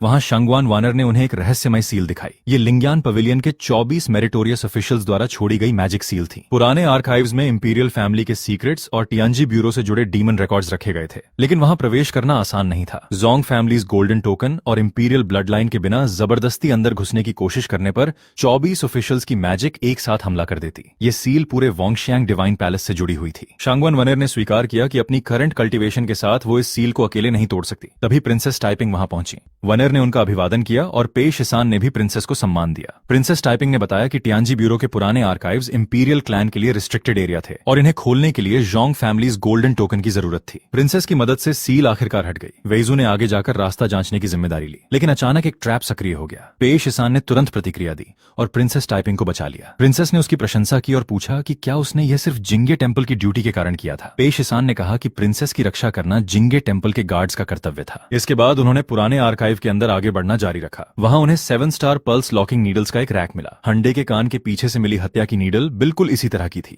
रैक की बाकी नीडल्स पर धूल जमी हुई थी, लेकिन एक जगह साफ थी। वहां से एक नीडल हाल ही में निकाली गई थी। इससे साबित हो गया कि कोई व्यक्ति हाल ही में इस पुराने वॉल्ट में आया था और हैंडे की हत्या में इस्तेमाल की गई नीडल यहीं से ली गई थी। लेकिन इन्वेस्टिगेशन पूरी होने से पहले ही एक और डीमन सामने आ गया। यह था late stage Shuanggang realm scorpion demon. उसने पेश ईसान पर हमला किया। इस बार भी सिस्टम ने तुरंत उसकी कमजोरी बता दी। उसका डीमन कोर उसके बाएं एब्डोमेन की तीसरी शेल प्लेट के नीचे छिपा था। पेश ईसान ने बिना समय गंवाए अपना परफेक्टेड सेबर तैयार किया, Tiangang demon subduing blade. Cloud piercer. एक ही वार में late stage Shuanggang realm scorpion demon मारा गया। सिस्टम ने घोषणा की कि पेश ईसान ने 1200 साल की लाइफ स्पैन हासिल कर ली है। स्कॉर्पियन डीमन को मारने के तुरंत बाद उसकी एक आखिरी चाल सामने आई। मरने से पहले उसने अपनी लाइफ बाउंड वेनम नीडल चला दी थी, जो सीधे प्रिंसेस टाइपिंग की ओर गई। टाइपिंग ने वॉर्नर को बचाने के लिए उस नीडल को खुद अपने शरीर पर ले लिया। वेनम उसकी वेन्स से होते हुए तेजी से हार्ट की तरफ बढ़ने लगा। पेश ईसान ने तुरंत उसकी हालत देखी और समझ गया कि नीडल हार्ट के बहुत करीब पहुंच चुकी है। पॉइजन को तुरंत बाहर निकालना जरूरी था। वनेर ने कहा कि बाकी काम वो संभाल लेगी, लेकिन पेश ईसान ने टाइपिंग की जान बचाने के लिए तुरंत वेनम निकालना शुरू कर दिया। कुछ देर बाद टाइपिंग का पॉइजन साफ हो गया, लेकिन रात काफी हो चुकी थी, इसलिए पेश ईसान ने आगे इन्वेस्टिगेशन करने के बजाय वहीं रुकने का फैसला किया। इसके बाद पेश ईसान ने अपनी कल्टीवेशन पर ध्यान दिया। म्याओइन ने उस रात फिर उसके लिए स्क्रिप्चर्स चैंट करने शुरू किए। पेश ईसान के शरीर की स्पिरिचुअल एनर्जी बहुत ज्यादा वॉलेटाइल थी, इसलिए म्याओइन ने उसे अपनी ऑरा के अनुसार एनर्जी गाइड करने को कहा। कुछ समय बाद सिस्टम की आवाज आई, congratulations host, you have reached the late stage of the meridian opening realm. Pei Shisan ने फिर एक ब्रेक थ्रू हासिल कर लिया। म्याओइन ने बताया कि अब उससे आगे यानी प्रोफाउंड गैंग रियल्म तक पहुंचने के लिए उसे कम से कम 6 महीने तक स्क्रिप्चर सुनने और चैंटिंग की जरूरत होगी। लेकिन पे शिसान के लिए सबसे जरूरी चीज अब हेवनली गोल्डन स्क्रोल थी। उसी दौरान शांगवान वानर ने उससे कहा कि पुराने वेयरहाउस में डेमंस का अचानक मिलना बहुत सस्पिशियस था। जहां भी वे इन्वेस्टिगेशन के लिए पहुंचते ऐसा लगता जैसे डीमंस पहले से ही वहां उनका इंतजार कर रहे हो। पे शिसान ने भी यही शक जताया। उनकी इन्वेस्टिगेशन की सारी जानकारी शायद किसी मोल के जरिए बाहर पहुंच रही थी, इसलिए उसने पहले पकड़े गए सीक्रेट एजेंट को बेट की तरह इस्तेमाल करने की योजना बनाई। अगर पैलेस का मोले उस एजेंट को खत्म करने के लिए सामने आता तो वे उसी समय उसे पकड़ सकते थे। वनर ने पे शिसान की योजना की तारीफ की और कहा कि वो सिर्फ ताकत में ही नहीं बल्कि इंटेलिजेंस में भी असाधारण है। फिर उसने मजाक करते हुए उसकी एक दूसरी आदत पर शिकायत की। उसके मुताबिक रोजमर्रा की जिंदगी में पे शिसान काफी परेशान करने वाला इंसान था। उसने ये भी छेड़ा कि पे शिसान प्रिंसेस टाइपिंग के बहुत करीब था और उसने खुद उसके चेस्ट से स्कॉर्पियन वेनम निकाला था। फिर उसने लू जाओजाओ की बात भी उठा दी, क्योंकि पे शिसान ने पहले जाओजाओ को भी इसी तरह बचाया था। पे शिसान ने दोनों घटनाओं को सिर्फ लोगों की जान बचाने की मजबूरी बताया और बात खत्म कर दी। अगले दिन उनका प्लान शुरू होना था। इस बीच पे शिसान ने शेन चिंगलुआन को पिछली रात वाली योजना याद दिलाई। शेन चिंगलुआन ने मजाक में कहा कि पे शिसान ने उसे वही प्लान 3 बार बताया था, इसलिए उसे सब याद था। असल योजना ये थी कि सीक्रेट एजेंट को एक खास रास्ते से पैलेस की ओर भेजा जाए। उसे जिंगे टेम्पल के नॉर्थ गेट से निकलना था, फिर योंगनिंग वार्ड की वेस्टर्न एली से होकर लुओशुई स्टोन ब्रिज पार करना था। इसके बाद चेंगफू वार्ड के एक साइड पाथ से गुजरते हुए वोंगशेंग डिवाइन पैलेस के सिली गेट से पैलेस में प्रवेश करना था। उसे जुके एवेन्यू और साउथ मार्केट से दूर रहना था और केवल सुनसान रास्तों का इस्तेमाल करना था। पे शिसान को पूरा भरोसा था कि पैलेस का मॉल उस सीक्रेट एजेंट को पहचान कर उसे रास्ते में ही खत्म करने की कोशिश करेगा, इसीलिए यह रास्ता जानबूझकर चुना गया था। उधर म्याओइन अभी आराम कर रही थी। लू जाओजाओ भी अपने मास्टर से शिकायत करने लगी कि पिछले 2 दिनों से पे शिसान उसे इन्वेस्टिगेशन पर नहीं ले गया था। वह मजाक में कहने लगी कि अगर ऐसा ही चलता रहा तो वह जिंगे टेम्पल की कोर्टयार्ड गार्ड बनकर रह जाएगी। लेकिन पे शिसान ने कहा कि आज उसके पास जाओजाओ के लिए इन्वेस्टिगेशन से भी ज्यादा जरूरी काम है। उसे शेन चिंगलुआन के साथ जाना होगा। जाओजाओ को यह बात सस्पिशियस लगी। उसे समझ नहीं आया कि ऐसा कौन सा काम था जिसे उससे छिपाया जा रहा था। इसी दौरान पे शिसान ने म्याओइन को अलग से बुलाया। उसने उससे एक खास मदद मांगी। म्याओइन ने उसकी बात स्वीकार कर ली, लेकिन कमरे के बाहर जाओजाओ और शेन चिंगलुआन को बिल्कुल समझ नहीं आया कि दोनों अंदर क्या कर रहे हैं। जाओजाओ अंदर झांकने की कोशिश करने लगी, लेकिन उसे रोक दिया गया। कुछ देर बाद म्याओइन कमरे से बाहर निकली तो उसने पुरुषों के कपड़े पहन रखे थे। जाओजाओ और भी ज्यादा हैरान हो गई। उसने अपने मास्टर से पूछा कि आखिर कमरे के अंदर क्या हुआ था। पे शिसान ने बस इतना कहा कि वो शेन चिंगलुआन की अरेंजमेंट्स फॉलो करे। उसने कोई एक्सप्लेनेशन नहीं दिया। जाओजाओ को लगा कि फिर से उससे कुछ छिपाया जा रहा है, लेकिन पे शिसान ने कहा कि असली जवाब रात को सामने आएगा। उधर शांगवान वनर भी तैयार थी। कैरेज तैयार हो चुकी थी और पे शिसान उससे मिलने पहुंच गया। दोनों ने फिर चर्चा की कि क्या पैलेस का मोले सच में बेट में फंसेगा। पे शिसान ने बताया कि शेन चिंगलुआन पहले ही सीक्रेट एजेंट को संभालने जा चुका है। अगर मोले को डर है कि सीक्रेट एजेंट उसे पहचान सकता है तो वो आज रात जरूर एक्शन लेगा। वॉर्नर ने कहा कि उसे पे शिसान पर पूरा भरोसा है। कोल्ड स्टोरेज वाली घटना के बाद से पे शिसान ने उसे कभी निराश नहीं किया था, लेकिन बातचीत के दौरान वॉर्नर फिर उसके काफी करीब आ गई। वो खुद भी समझ नहीं पा रही थी कि वो बार बार पे शिसान के पास क्यों जाना चाहती है। उसे याद था कि कोल्ड स्टोरेज में पे शिसान ने उसे अपनी बॉडी हीट देकर बचाया था। उस दिन के बाद से जब भी वो पे शिसान के पास होती, उसे उसके चेस्ट के करीब रहने और उसकी वार्मथ महसूस करने की इच्छा होती। वॉर्नर चाहती थी कि पे शिसान समझ जाए कि वो उसे पसंद करती है। आखिरकार उसने पिछली बार पूछे गए सवाल का जवाब फिर से मांगा। उसने सीधे पूछा कि क्या पे शिसान उसे पसंद करता है। इस बार पे शिसान ने भी बात को टालने के बजाय उसे उल्टा पूछा कि क्या वनर खुद उसे पसंद करती है। वनर ने भी सीधा जवाब नहीं दिया। पे शिसान ने मन ही मन सोचा कि शायद एंशिएंट टाइम्स की महिलाएं काफी आसानी से प्रभावित हो जाती हैं। उसी समय प्रिंसेस टाइपिंग भी वहां पहुंची। उनकी तबीयत अब ठीक थी। उन्होंने बताया कि स्कॉर्पियन पॉइजन से उनकी जान बचाने के लिए वो पे शिसान की आभारी हैं। साथ ही वॉर्नर ने भी उनके शरीर में बचा हुआ पॉइजन निकालने में मदद की थी। टाइपिंग ने मजाक करते हुए कहा कि आज वॉर्नर और पे शिसान कल की तुलना में काफी ज्यादा करीब दिखाई दे रहे हैं। वॉर्नर ने इस बात को हंसी में टाल दिया। इसके बाद वे टियानजी ब्यूरो के पुराने आर्काइव्स की जांच पूरी करने के लिए आगे बढ़े। पिछले दिन उन्हें वहां से जल्दी निकलना पड़ा था, इसलिए कुछ कोर चेंबर्स अभी भी सर्च नहीं किए गए थे। इस बार उन्होंने उन चेंबर्स की दोबारा तलाशी शुरू की। वॉर्नर ने प्राइम मिनिस्टर्स रेजिडेंस की अपनी प्राइवेट सील भी निकाली। आर्काइव्स में एक रिकॉर्ड मिला जिसमें 5th लूनर मंथ की 9th डेट को प्राइम मिनिस्टर्स रेजिडेंस से इंपीरियल ट्रेजरी में 1000 टेल्स ऑफ सिल्वर भेजे जाने का उल्लेख था। इसके साथ हेवनली गोल्डन स्क्रोल्स के ट्रांसफर के रिकॉर्ड्स भी मौजूद थे और इन्हीं रिकॉर्ड्स से एक बेहद महत्वपूर्ण बात सामने आई। रियल स्क्रोल्स को स्वैप किया गया था, लेकिन फर्स्ट हॉल से संबंधित बाकी रिकॉर्ड्स बिल्कुल वैसे ही थे। वॉर्नर के लिए यह सब बहुत सस्पिशियस था, क्योंकि सील्स, लेजर्स, सीक्रेट लेटर्स और ऑफिशियल ऑर्डर्स, हर एक एविडेंस प्राइम मिनिस्टर्स रेजिडेंस की तरफ इशारा कर रहा था। और सबसे बड़ी बात, ये सारे सबूत जरूरत से ज्यादा आसानी से मिल रहे थे। पे शिसान ने तुरंत समझ लिया कि यह जेन्युइन एविडेंस नहीं हो सकता, ये एक डिलिबरेट फ्रेम अप था। किसी ने जानबूझकर प्राइम मिनिस्टर शांगवान वानर को फर्स्ट हॉल के साथ कलूजन में फंसाने के लिए सारे सबूत वहां रखे थे। वानर ने पे शिसान से कहा कि उसने कभी फर्स्ट हॉल के साथ कोई कोऑपरेशन नहीं किया। पे शिसान ने भी उस पर विश्वास किया। उसने कहा कि अगर वानर सच में मोले होती तो कोई भी इतना बेवकूफ नहीं होगा कि उसके खिलाफ सारे इंक्रिमिनेटिंग एविडेंस उसी की रेजिडेंस में खुलेआम छोड़ दे। असल उद्देश्य वानर को दोषी साबित करना नहीं था, बल्कि उन्हें वानर पर शक करने के लिए मजबूर करना था। तभी अचानक एक अटैक हुआ। प्रिंसेस टाइपिंग और पे शिसान अलग हो गए और वानर गायब हो गई। टाइपिंग ने पूछा कि वानर कहाँ है, लेकिन किसी को उसका पता नहीं था। उसी समय सिस्टम ने वार्निंग दी। Late stage Shuanggang realm 9-tailed fox demon detected. एक विशाल 9-tailed फॉक्स डीमन सामने आया। उसने पे शिसान को पहचान लिया और कहा कि फर्स्ट हॉल के डीमन जनरल्स उसका नाम सुनकर भी डरते हैं। फिर उसने कहा कि एक साधारण late stage meridian opening realm cultivator होकर पे शिसान ने कई profound gang realm demon generals को मार डाला है। लेकिन इस बार फॉक्स डीमन ने एक अलग चाल चली थी। उसने वार्नर को अपने कब्जे में कर लिया था। फॉक्स डीमन ने पे शिसान को चिढ़ाते हुए कहा कि वह उसके ब्राइडल चेंबर तक पहुंच चुका है, लेकिन उसका दिल अभी भी किसी दूसरी महिला के पास है। पे शिसान ने बिना समय गंवाए क्लाउड ब्रेकर का इस्तेमाल किया, लेकिन 9-tailed फॉक्स डीमन बहुत तेज था। उसने पे शिसान के वार से बचते हुए अपने असली शरीर को छिपा लिया। पे शिसान ने फिर गोल्डन आइज ऑफ ट्रूथ का इस्तेमाल किया। सिस्टम ने उसकी कमजोरी पहचान ली। फॉक्स डीमन का डीमन कोर उसके निचले बाएं एब्डोमेन में था। पे शिसान ने तुरंत उस जगह को टारगेट किया। उसने डीमन कोर को पहचान लिया और एक घातक वार किया। फॉक्स डीमन को समझ आ गया कि पे शिसान वास्तव में उसकी सबसे बड़ी कमजोरी देख सकता है। उसने पे शिसान की शक्ति की प्रशंसा की और कहा कि फर्स्ट हॉल में उसके बारे में जो डर की बातें सुनी थीं, वे सही थीं। लेकिन वह वानर को अभी भी अपने कब्जे में रखे हुए था। पे शिसान ने उससे पूछा कि शांगवान वानर कहाँ है। फॉक्स डीमन ने कोई सीधा जवाब नहीं दिया। वह पीछे हट गया और जाते जाते पे शिसान को धमकी दी कि आज का यह हिसाब वह याद रखेगा। उसने यह भी कहा कि देर सवेर पे शिसान उसका होगा, लेकिन पे शिसान ने उसे भागने नहीं दिया। उसने फिर ब्रेकिंग द क्लाउड्स चलाया। फॉक्स डीमन तेजी से भाग निकला और आखिरकार गोल्डन आइज ऑफ ट्रूथ की रेंज से बाहर हो गया। उसके भागने के बाद जमीन पर एक वस्तु गिर गई। पे शिसान ने उसे उठाया। ये एक चुन्नू था, 9-tailed फॉक्स डीमंस का डीमन आर्टिफैक्ट, जिसका इस्तेमाल चार्म स्टोर करने के लिए किया जाता था। प्रिंसेस टाइपिंग को सावधान रहने के लिए कहा गया और उसने भी इस वस्तु से दूरी बनाए रखी। इसके बाद टाइपिंग ने पे शिसान को आश्वासन दिया कि वो आज की घटना के बारे में किसी को नहीं बताएगी। वो ये भी समझती थी कि जो कुछ हुआ वो 9-tailed फॉक्स डीमन की बिविचमेंट की वजह से हुआ था। पे शिसान ने कहा कि प्रिंसेस और उसके जैसे एक साधारण सोल्जर के बीच बहुत अंतर है। लेकिन तभी टाइपिंग ने उसे याद दिलाया, वानर अभी भी खतरे में थी। पे शिसान तुरंत उसकी तरफ मुड़ा और अब उसका अगला लक्ष्य साफ था, शांगवान वानर को बचाना। पे शिसान ने 9-tailed फॉक्स डीमन के पीछे जाने के बाद आखिरकार उस जगह का पता लगा लिया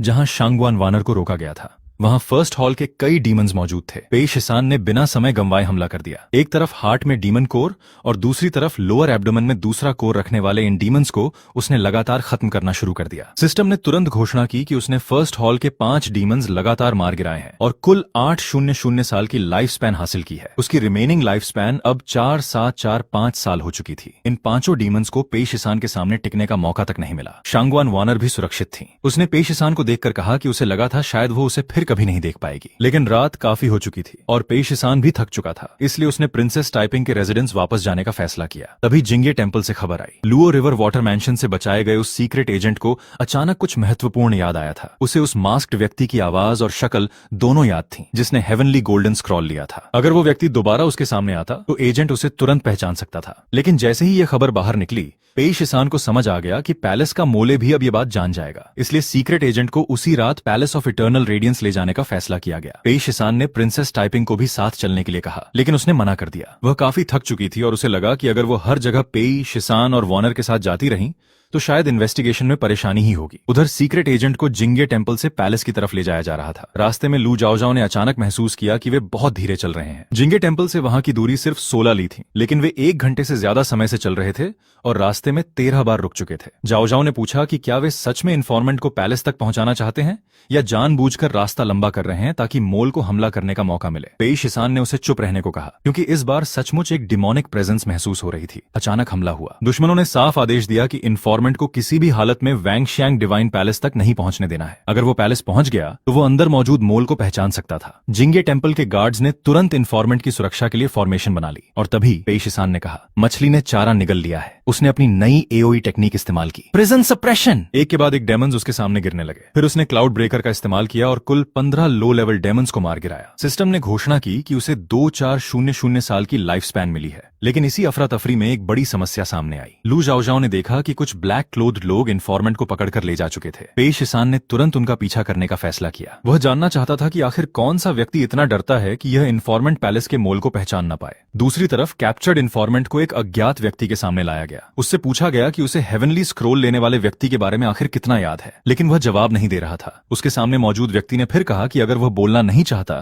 तो उससे पूछने का कोई फायदा नहीं। फिर उस व्यक्ति ने उसकी आंखों की तरफ देखा और अचानक कहा, तो ये तुम ही थी। उसी समय पेई शिसान और बाकी लोग वहां पहुंच गए और उनके सामने जो व्यक्ति खड़ा था उसे देखकर सब हैरान रह गए। वो थी प्रिंसेस टाइपिंग, ग्रेट जो की लेजिटिमेट प्रिंसेस और डिवाइन एम्परर की बायोलॉजिकल डॉटर। पेई शिसान ने तुरंत समझ लिया कि वही पैलेस की मोले थी। टाइपिंग ने भी अब अपना डिस्गाइज हटाया। उसने कहा कि पेई शिसान गलत समझ रहा है। असल में उसे उसी रात सीक्रेट रिपोर्ट मिली थी कि कोई इन्फॉर्मेंट को इंटरसेप्ट करके मारने वाला है, इसलिए उसने डिस्गाइज पहनकर पैलेस से बाहर निकलने का फैसला किया था। उसका दावा था कि उसका उद्देश्य इन्फॉर्मेंट को चुपचाप प्रोटेक्ट करना था। उसने बताया कि उसने रास्ते में फर्स्ट हॉल के डीमंस को जिंगे टेंपल की एस्कॉर्ट टीम पर हमला करते देखा। इन्फॉर्मेंट को उनके हाथों में जाने से रोकने के लिए उसने खुद उसे पहले अपने कब्जे में ले लिया। लेकिन पेई शिसान ने तुरंत सवाल उठाया, अगर उसका उद्देश्य इन्फॉर्मेंट की रक्षा करना था तो उसने उसे वापस जिंगे टेंपल क्यों नहीं भेजा और न ही उसे वोंगशैंग डिवाइन पैलेस पहुंचाया। इसके बजाय वह उसे इस मिस्टीरियस ऑल्टर तक लेकर आई थी। पेई शिसान ने इस ऑल्टर में मौजूद डिमोनिक ऑरा की ओर इशारा किया और पूछा कि कहीं ये फर्स्ट हॉल की सील तो नहीं है। टाइपिंग ने इस आरोप को झूठा बताया। उसने कहा कि उसे यहाँ अनयूजुअल डिमोनिक ऑरा महसूस हुई थी, इसलिए वो कुछ समय के लिए यहाँ रुकी थी। लेकिन पेई शिसान ने उसके अपने सवाल को याद दिलाया। उसने इन्फॉर्मेंट से पूछा था कि उसे हेवनली गोल्डन स्क्रोल लेने वाले व्यक्ति की आवाज याद है या चेहरा, और फिर उसने कहा था अगर वो बोलना नहीं चाहता तो फिर पूछने की जरूरत नहीं। पेई शिसान ने बताया कि यह सीधा सीधा इन्फॉर्मेंट को साइलेंस करने की कोशिश जैसा था। टाइपिंग गुस्से में आ गई। उसने याद दिलाया कि वो डिवाइन एम्परर की बेटी और ग्रेट जो की लेजिटिमेट प्रिंसेस है। पेई शिसान सिर्फ जिंगे टेंपल का एक नाइट गार्ड है और उसके पास उसे इंटेरोगेट करने का कोई अधिकार नहीं है। तभी पेई शिसान ने अपना वर्डलेस गोल्डन टोकन बाहर निकाला।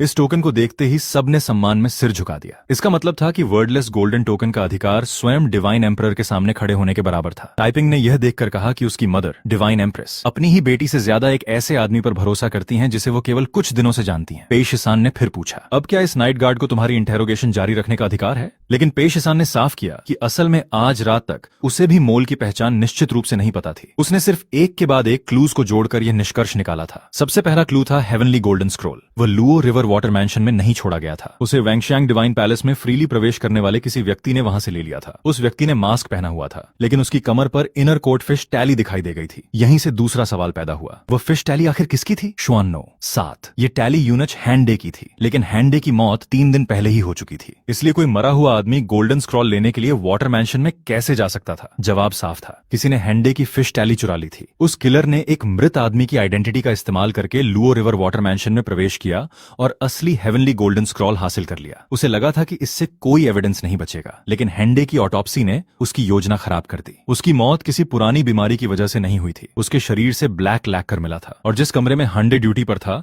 वहां फर्नीचर पूरी तरह रॉ अनपेंटेड वुड का था। इससे साबित हुआ कि वह लैकर कहीं और से आया था। उसके शरीर पर मिला असली वेपन था 7 स्टार पल्स लॉकिंग नीडल। इसी नीडल से हंदे का हार्ट मेरिडियन बंद किया गया था और उसकी मौत को अचानक बीमारी जैसा दिखाया गया था। लेकिन यह कोई सामान्य हिडन वेपन नहीं था। ये टियानजी ब्यूरो की टेक्निक और वेपन था और टियानजी ब्यूरो के पुराने वॉल्ट को खोलने के लिए जोंग फैमिलीज गोल्डन टोकन और रॉयल ब्लड की जरूरत थी। इसका मतलब था कि जो व्यक्ति आसानी से उस वॉल्ट में जाकर 7 स्टार पल्स लॉकिंग नीडल निकाल सकता था, उसके पास रॉयल ब्लड होना जरूरी था। फिर पेई शिसान ने कहा कि यह अकेला एविडेंस प्रिंसेस टाइपिंग को दोषी साबित करने के लिए काफी नहीं था, लेकिन एक और क्लू ने उसका शक पक्का कर दिया था, स्कॉर्पियन वेनम। कल जब प्रिंसेस टाइपिंग को स्कॉर्पियन डीमन की लाइफ बाउंड वेनम नीडल लगी थी, तब पेई शिसान ने उसके पॉइजन को बाहर निकालने से पहले अपने गोल्डन आइज ऑफ ट्रूथ से उसके शरीर की जांच की थी। उसने तब कुछ ऐसा देखा था जो बाकी किसी को नजर नहीं आया। प्रिंसेस के शरीर में कल का नया पॉइजन तो था ही, लेकिन उसके मेरिडियंस में पहले से मौजूद एक पुराना स्कॉर्पियन वेनम भी था। यह पुराना पॉइजन कई दिनों से उसके शरीर में जमा था।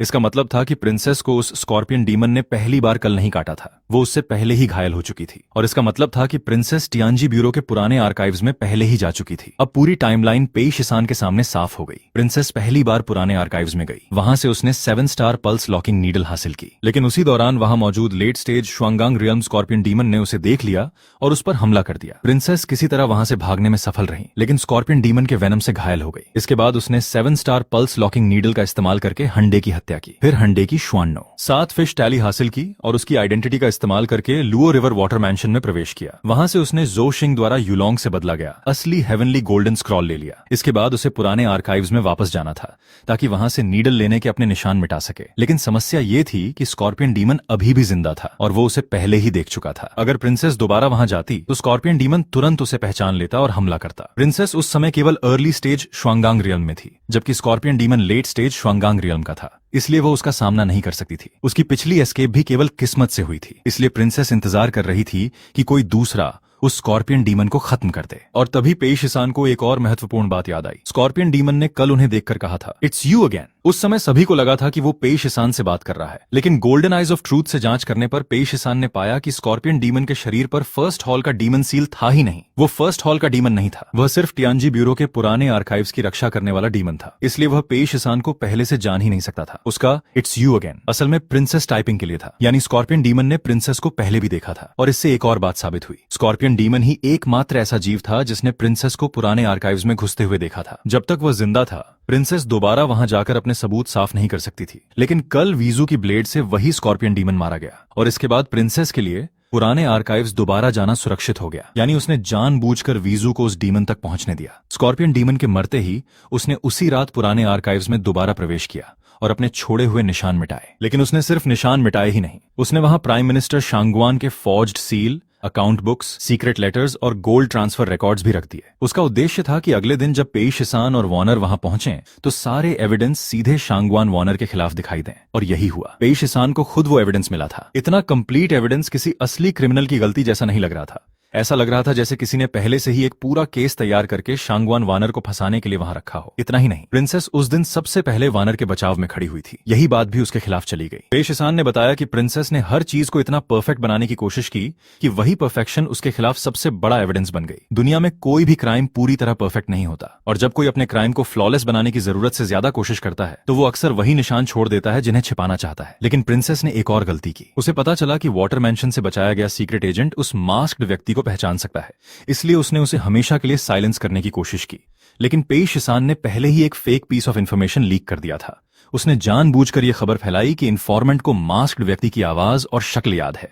उसका उद्देश्य सिर्फ इतना था, जो भी मोले को पहचान लिए जाने से डरता होगा वह खुद इन्फॉर्मेंट को मारने जरूर आएगा। और प्रिंसेस सच में बेट में फंस गई। पेई शिसान ने अंत में प्रिंसेस से पूछा कि क्या उसका पूरा अनुमान सही है। प्रिंसेस कुछ देर चुप रही, फिर उसने हार स्वीकार कर ली। उसने माना कि पेई शिसान की डिडक्शन पूरी तरह सही थी। एक साधारण फिश टैली से शुरू हुई जांच आखिर ग्रेट जाओ की प्रिंसेस तक पहुंच गई थी। सबने पेई शिसान की इंटेलिजेंस और इन्वेस्टिगेटिव एबिलिटी की प्रशंसा की। लू जाओ ने भी गर्व से कहा, आखिर वो मेरा मास्टर है। लेकिन अब सबसे महत्वपूर्ण सवाल बाकी था। अगर प्रिंसेस टाइपिंग ग्रेट जो की लेजिटिमेट प्रिंसेस थी तो उसने फर्स्ट हॉल के डीमंस के साथ इतना बड़ा रिस्क क्यों लिया? पेई शिसान ने खुद इसका जवाब दिया। कारण था mother child dragon pearl. Mother child dragon pearl को मदर चाइल्ड रिवर के पानी के साथ इस्तेमाल करने पर एक महिला बिना मैरिज के एक पुत्र को जन्म दे सकती थी। प्रिंसेस टाइपिंग अभी डिवाइन एम्प्रेस की एकमात्र बेटी और सबसे क्वालिफाइड हेयर थी। जब तक एम्प्रेस का कोई दूसरा हेयर नहीं था, ग्रेट जो का थ्रोन उसी का था। लेकिन अगर empress mother child dragon pearl और मदर चाइल्ड रिवर के पानी का इस्तेमाल करके एक प्रिंस को जन्म देती तो टाइपिंग अकेली हेयर नहीं रहती। यही वो चीज थी जिसका फर्स्ट हॉल ने फायदा उठाया। उनके पास मदर चाइल्ड ड्रैगन पर्ल थी। उन्होंने प्रिंसेस को धमकी दी कि अगर वो फर्स्ट हॉल के लिए काम नहीं करेगी तो ड्रैगन पर्ल अगले ही दिन वांगशैंग डिवाइन पैलेस पहुंचा दी जाएगी। अगर एम्प्रेस उस पर्ल का इस्तेमाल कर लेती तो वो कभी भी एक ग्रेट जो प्रिंस को जन्म दे सकती थी। इसलिए प्रिंसेस को फर्स्ट हॉल के लिए कुछ टास्क्स करने पड़े। उनका वादा था कि अगर वो सारे टास्क्स पूरे कर देगी तो ड्रैगन पर्ल उसे वापस दे दी जाएगी। फिर वो चाहे तो उसे एम्प्रेस के सामने पेश करे या अपने हाथों से नष्ट कर दे। इस तरह फर्स्ट हॉल ने प्रिंसेस को पूरी तरह अपने कंट्रोल में रखा था। प्रिजन ड्रैगन को डर था कि प्रिंसेस खुद ड्रैगन पर्ल चुराने की कोशिश करेगी, इसलिए उसने उसे जो शिंग के पास सुरक्षित रखने के लिए दे दिया था। और फिर एक संयोग से पेई शिसान और शांगवान वानर ने जो शिंग को मारने के बाद उसी टॉर्चर चेंबर में ड्रैगन पर्ल खोज निकाली। उसे एम्प्रेस को सौंप दिया गया। इसका मतलब था कि प्रिंसेस का असली उद्देश्य ड्रैगन पर्ल को नष्ट करना था ताकि ग्रेट जो के थ्रोन पर उसका दावा सुरक्षित रहे। प्रिंसेस ने माना कि पेई शिसान ने लगभग उसकी पूरी बातचीत और योजना को समझ लिया था। लेकिन उसकी सबसे बड़ी विडंबना यह थी कि उसने हेवनली गोल्डन स्क्रोल चुराने, फर्स्ट हॉल के साथ डील करने और इतना बड़ा रिस्क लेने के बावजूद आखिर में कुछ हासिल नहीं किया, क्योंकि एम्प्रेस को अब ड्रैगन पर्ल की जरूरत ही नहीं थी। एम्प्रेस ने पहले ही दूसरा रास्ता चुन लिया था। वो एक मेल कंसॉर्ट लेना चाहती थी और जिस आदमी को वो अपना कंसॉर्ट बनाना चाहती थी वो था पेई शिसान। ये सुनते ही सब चौंक गए।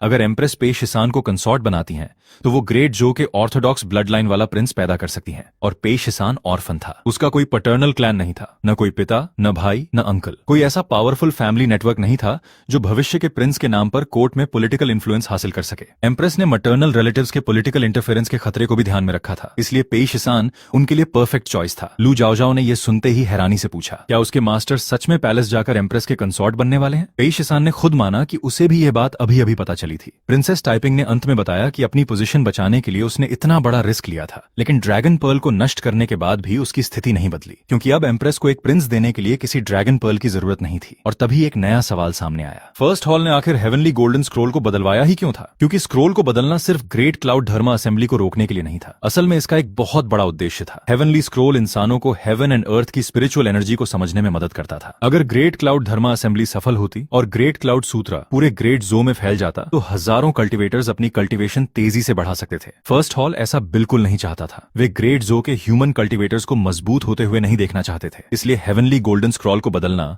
उनकी योजना का केवल एक हिस्सा था। असल साजिश अभी बाकी थी। फर्स्ट हॉल के सामने असली सच्चाई सामने आ चुकी थी। हेवनली गोल्डन स्क्रोल वास्तव में कोई साधारण कल्टीवेशन स्क्रिप्चर नहीं था। यह मूल रूप से फर्स्ट हॉल के गेट पर लिखा हुआ एक महत्वपूर्ण इंस्क्रिप्शन था, जिसे 45 साल पहले ह्यूमन एक्सपर्ट्स ने वहां से निकालकर हेवनली गोल्डन स्क्रोल में शामिल किया था। इस इंस्क्रिप्शन के बिना फर्स्ट हॉल के अंदर मौजूद शक्तिशाली डीमंस बाहर नहीं निकल सकते थे, लेकिन समय के साथ इंसानों ने इसे एक सुप्रीम कल्टीवेशन स्क्रिप्चर समझ लिया और इसके ऊपर अपनी व्याख्याएं भी जोड़ दी। प्रिंसेस टाइपिंग ने अनजाने में वही गोल्डन स्क्रॉल फर्स्ट हॉल के गेट तक पहुंचा दिया था। अब डीमंस का असली उद्देश्य साफ हो चुका था। वे केवल ग्रेट क्लाउड धर्मा असेंबली को रोकना नहीं चाहते थे, वे फर्स्ट हॉल को खोलना चाहते थे। पे शिसान ने तुरंत समझ लिया कि गेट पर इंस्क्रिप्शन की आखिरी कमी पूरी होने वाली है। उसने टाइपिंग को चेतावनी दी कि आखिरी कैरेक्टर को अपनी जगह पर गिरने नहीं देना चाहिए, लेकिन तब तक बहुत देर हो चुकी थी। फर्स्ट हॉल का गेट खुल गया। 45 साल बाद first hall of the 10 kings of hello फिर से दुनिया के सामने लौट आया। उसके अंदर से भयंकर डिमोनिक एनर्जी बाहर निकलने लगी। एक डीमन एनवॉय ने पे शिसान को चुनौती दी और कहा कि अब उसकी इन्वेस्टिगेशन किसी काम की नहीं है। फर्स्ट हॉल का गेट खुल चुका था और उसका डीमन किंग जल्द ही जागने वाला था। पे शिसान ने जवाब दिया कि गेट खुलना उसे उस डीमन को मारने से नहीं रोक सकता। उसने क्लाउड पियर्सर चलाया। एक ही वार में डीमन एनवॉय का डीमन कोड टूट गया। सिस्टम ने घोषणा की कि पे शिसान ने फर्स्ट पैलेस के एनवॉय को मारकर 800 साल की लाइफ स्पैन हासिल की है। लेकिन उसी समय एक और भयानक खबर सामने आई। फर्स्ट हॉल के खुलते ही 9 प्रोविंसेस की स्पिरिचुअल एनर्जी तेजी से ड्रेन होने लगी। सिस्टम ने चेतावनी दी कि फर्स्ट हॉल 9 प्रोविंसेस की स्पिरिचुअल एनर्जी को अब्सॉर्ब कर रहा है। इसका असर ग्रेट जॉ के सभी कल्टीवेटर्स की कल्टीवेशन और लाइफ स्पैन पर पड़ेगा। अगर फर्स्ट हॉल को जल्दी सील नहीं किया गया तो वर्तमान प्रॉस्परस कल्टीवेशन एरा समय से पहले समाप्त हो सकता था। दूर दूर मौजूद सभी मेजर सेक्ट्स को भी इस खतरे का पता चल गया। किंग चेंग सॉर्ड सेक्ट के सेक्ट लीडर ने अपने डिसाइपल्स को डिवाइन कैपिटल की रीइंफोर्समेंट के लिए भेज दिया। लॉन्गह्यू माउंटेन के कल्टीवेटर्स भी तुरंत लोयांग की ओर रवाना हुए। जोंगनान दाओइस्ट टेंपल के डिसाइपल्स ने भी डीमंस को मारने के लिए डिवाइन कैपिटल की ओर प्रस्थान किया। धीरे धीरे पूरे 9 प्रोविंसेस से सेक्ट डिसाइपल्स और रोग कल्टीवेटर्स लोयांग पहुंचने लगे। सभी जानते थे कि अगर डिवाइन कैपिटल गिर गया तो 9 प्रोविंसेस में कल्टीवेशन का रास्ता भी टूट जाएगा। उधर फर्स्ट हॉल के भीतर से निकलने वाली डिमोनिक आर्मी का सामना करना बेहद मुश्किल था। पे शिसान ने सिस्टम से उस डीमन किंग की स्थिति पूछी। सिस्टम ने बताया कि उसका ट्रू फॉर्म अभी पूरी तरह अवेकन नहीं हुआ था, लेकिन केवल उसकी वर्तमान शक्ति ही peak late stage Shuanggang realm के बराबर थी। पे शिसान ने महसूस किया कि अपनी वर्तमान स्थिति में वो उसे नहीं मार सकता। तभी जिंगे टेंपल के लोग उसकी रक्षा के लिए आगे आए। सभी ने पे शिसान को पीछे रहने और अपनी कल्टीवेशन ब्रेक थ्रू पर ध्यान देने को कहा। पे शिसान ने सिस्टम से पूछा कि क्या कोई ऐसी टेक्निक है जो उस डीमन किंग को एक ही स्ट्राइक में खत्म कर सकती है। सिस्टम ने एक टेक्निक बताई, टियांगांग डीमन सबडुइंग ब्लेड की अल्टीमेट मूव, हेवन स्प्लिटर। यह एक विशाल एओई अटैक था जो अपनी रेंज के भीतर मौजूद लगभग सभी डीमंस को खत्म कर सकता था, लेकिन इसे खरीदने की एक शर्त थी। पे शिसान को पहले शुआंगांग रियल्म में ब्रेक थ्रू करना था। पे शिसान ने तुरंत समझ लिया कि कंप्लीट ग्रेट क्लाउड सूत्रा ही उसकी सबसे बड़ी उम्मीद है। अगर वो हेवनली गोल्डन स्क्रॉल वापस हासिल कर ले और लिटिल मास्टर म्याओइन से उसे चैंट करवाए तो शायद वो शुआंगांग रियल्म तक पहुंच सकता है। इसके बाद वह हेवन स्प्लिटर खरीदकर डीमन किंग को एक ही स्ट्राइक में खत्म कर सकता था। उधर प्रिंसेस टाइपिंग ने अपनी गलती स्वीकार कर ली थी। फर्स्ट हॉल को खोलने में उसका सबसे बड़ा हाथ था। एक समय उसने अपने लाभ के लिए फर्स्ट हॉल के साथ सहयोग किया था, लेकिन अब उसे समझ आ चुका था कि उसके एक्शन से ग्रेट जो और अनगिनत लोगों की जान खतरे में पड़ गई थी। जब उसने पे शिसान की रक्षा करने की कोशिश की तो डिवाइन एम्प्रेस ने उसे थप्पड़ मारा। ये थप्पड़ पे शिसान और शेंदू के उन लाखों लोगों के लिए था जिन्हें टाइपिंग के एक्शंस ने खतरे में डाल दिया था। फिर भी पे शिसान ने टाइपिंग को पूरी तरह खत्म करने के बजाय उसे एक आखिरी मौका देने का फैसला किया। उसने कहा कि उसके पास ऐसी ब्लेड टेक्निक है जो डीमन किंग और उसकी पूरी डीमन आर्मी को नष्ट कर सकती है, लेकिन उस टेक्निक को इस्तेमाल करने के लिए शुआंगांग रियल्म जरूरी था। टाइपिंग ने तब फैसला किया कि वो खुद अपनी गलती सुधारने जाएगी। वॉर्नर ने उसे रोकने की कोशिश की, लेकिन टाइपिंग ने कहा कि उसे अपने अपराधों का प्रायश्चित करना होगा। उसने वॉर्नर से कहा कि पेई शिसान को गोल्डन स्क्रोल वापस दिलाने में मदद करे ताकि पेई शिसान ब्रेक थ्रू कर सके और फर्स्ट हॉल को बंद कर सके। अब फर्स्ट हॉल के गेट के चारों तरफ हजारों थंडरबोल्ट्स जमा थे। ये वही थंडरबोल्ट्स थे जिन्हें लिंगियान पवेलियन के 24 हीरोज ने 45 साल पहले छोड़ा था। लेकिन अब इन थंडरबोल्ट्स में फर्स्ट हॉल की डिमोनिक ऑरा भी मिल चुकी थी। अगर कोई लिविंग पर्सन उस एरिया में प्रवेश करता तो उसके स्पिरिचुअल मेरिडियंस एक एक करके टूट सकते थे, उसकी कॉन्शियसनेस भी नष्ट हो सकती थी। सबसे खराब स्थिति में शरीर और सोल दोनों खत्म हो सकते थे। इसके बावजूद प्रिंसेस टाइपिंग ने कहा कि क्योंकि वही व्यक्ति थी जिसने हेवनली गोल्डन स्क्रॉल को वहां रखा था, इसलिए उसे ही जाकर उसे वापस लाना चाहिए। वह फर्स्ट हॉल के भीतर चली गई। उधर पेई, शिसान और बाकी लोग गोल्डन स्क्रॉल का इंतजार करने लगे। कुछ समय बाद टाइपिंग वापस लौटी। उसके हाथ में था हेवनली गोल्डन स्क्रॉल। उसने उसे पेई शिसान की ओर फेंक दिया। अब असली गोल्डन स्क्रॉल वापस आ चुका था,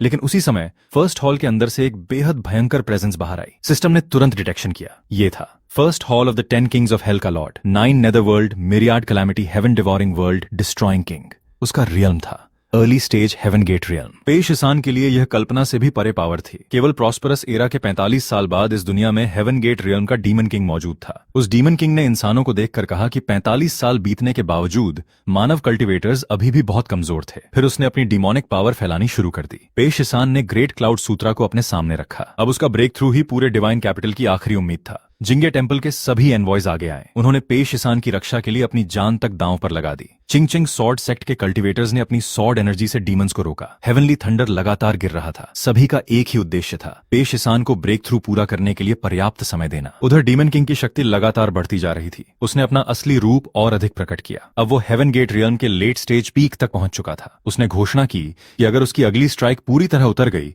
तो पूरा लोयांग डिवाइन कैपिटल नष्ट हो जाएगा। जिंगे टेम्पल के लोग पीछे हटने के बजाय उसके सामने खड़े रहे। उनमें से एक ने कहा कि उसने 70 साल कल्टीवेशन की है और आज अपनी जिंदगी शेंडू में छोड़ने के लिए तैयार है। बाकी लोगों ने भी साथ जाने का फैसला किया। सभी अपनी जान देकर पेई शिसान के लिए समय खरीद रहे थे। तभी सिस्टम की आवाज आई, congratulations host, you have reached the early stage of the Shuanggang realm. Pei Shisan का ब्रेक थ्रू पूरा हो गया और इसी के साथ शुआंगांग रियल्म शॉप अनलॉक हो गई। सिस्टम ने तुरंत world ending demon disaster detect किया और ट्यांगांग डीमन सबडूइंग ब्लेड की अल्टीमेट मूव हेवन स्प्लिटर खरीदने की सलाह दी। पेई शिसान ने कहा बाय इट, लेकिन सिस्टम ने तुरंत चेतावनी दी। भले ही हेवन स्प्लिटर को शुआंगांग रियल्म में खरीदा जा सकता था, लेकिन उसे सेफली इस्तेमाल करने के लिए कम से कम टियानमेन रियल्म जरूरी था, यानी पेई शिसान से पूरे 2 मेजर रियल्म्स ऊपर। अगर वो शुआंगांग रियल्म में इसे जबरदस्ती इस्तेमाल करता तो उसके शरीर, मेरिडियंस और कॉन्शियसनेस पर इतना दबाव पड़ता कि वो उसी स्ट्राइक के बाद शायद कभी दोबारा जाग ही नहीं पाता। लेकिन पेई शिसान पीछे नहीं हटा। जब वो इस दुनिया में आया था तब उसके पास सिर्फ 3 घंटे की लाइफ स्पैन थी। उसने शुरू से ही अपनी जिंदगी बचाने के लिए लड़ाई की थी। अब अगर वो नहीं लड़ता तो सिर्फ वो नहीं, सभी लोग मर जाएंगे।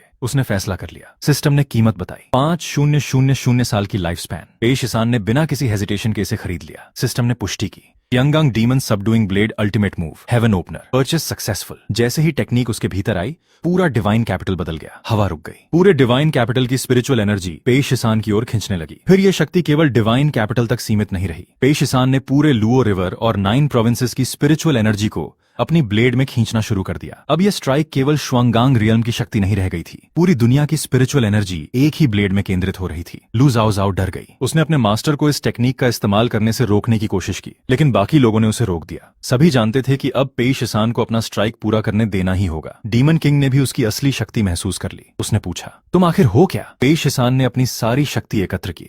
उसने ट्यांगांग डीमन सबडूइंग ब्लेड की अंतिम टेक्निक चला दी। एक विशाल ब्लेड ऑरा पूरे आसमान को चीरता हुआ डीमन किंग की ओर बढ़ा। उस स्ट्राइक के सामने डीमन किंग की विशाल डीमोनिक पावर भी टूटने लगी। अंतिम क्षण में पेई शिसान ने अपनी पूरी शक्ति लगा दी और एक ही बार में 9 netherworld, myriad calamity, heaven devouring world ending prison king मारा गया। डीमन किंग का शरीर और उसकी सारी शक्ति पूरी तरह नष्ट हो गई। फर्स्ट हॉल का सबसे भयानक डीमन किंग एक ही स्ट्राइक में खत्म हो चुका था। पेई शिसान भी उसी क्षण जमीन पर गिर गया। उसका शरीर अपनी सीमा से बाहर जा चुका था। जिंगे टेम्पल के लोग उसके पास दौड़े। लू जाओ जाओ रोते हुए उसे जगाने की कोशिश करने लगी। शांगवान वॉनेर भी उसके पास पहुंची। उसने कहा कि अब उसे पेई शिसान के जवाब की जरूरत नहीं है। वो कुछ नहीं चाहती, वो सिर्फ चाहती है कि पेई शिसान आंखें खोल दें। लेकिन पेई शिसान कोई प्रतिक्रिया नहीं दे रहा था। सिस्टम ने अंततः बल्क कैलकुलेशन शुरू की। उसने घोषणा की, first demon slain, 9 nether, myriad calamity, heaven devouring world ending prison king. Pei Shisan की जिंदगी जैसे थम गई थी, लेकिन 3 दिन बाद उसने अपनी आंखें खोल दी। जब उसने होश संभाला तो पता चला कि वो 3 दिनों से सोया हुआ था। पेई शिसान ने उल्टा कहा कि अगर उसे पता होता कि वो इतनी देर सो सकता है तो शायद और ज्यादा सोता। शेन किंगवान ने तुरंत उसकी चिंता से इनकार कर दिया और कहा कि कौन उसकी चिंता कर रहा था। पेई शिसान ने पूछा कि लिटिल मास्टर म्याओ म्याओइन कहाँ है। जवाब मिला कि म्याओइन एक दिन पहले ही जा चुकी थी। अब जब राजधानी की स्थिति शांत हो गई थी,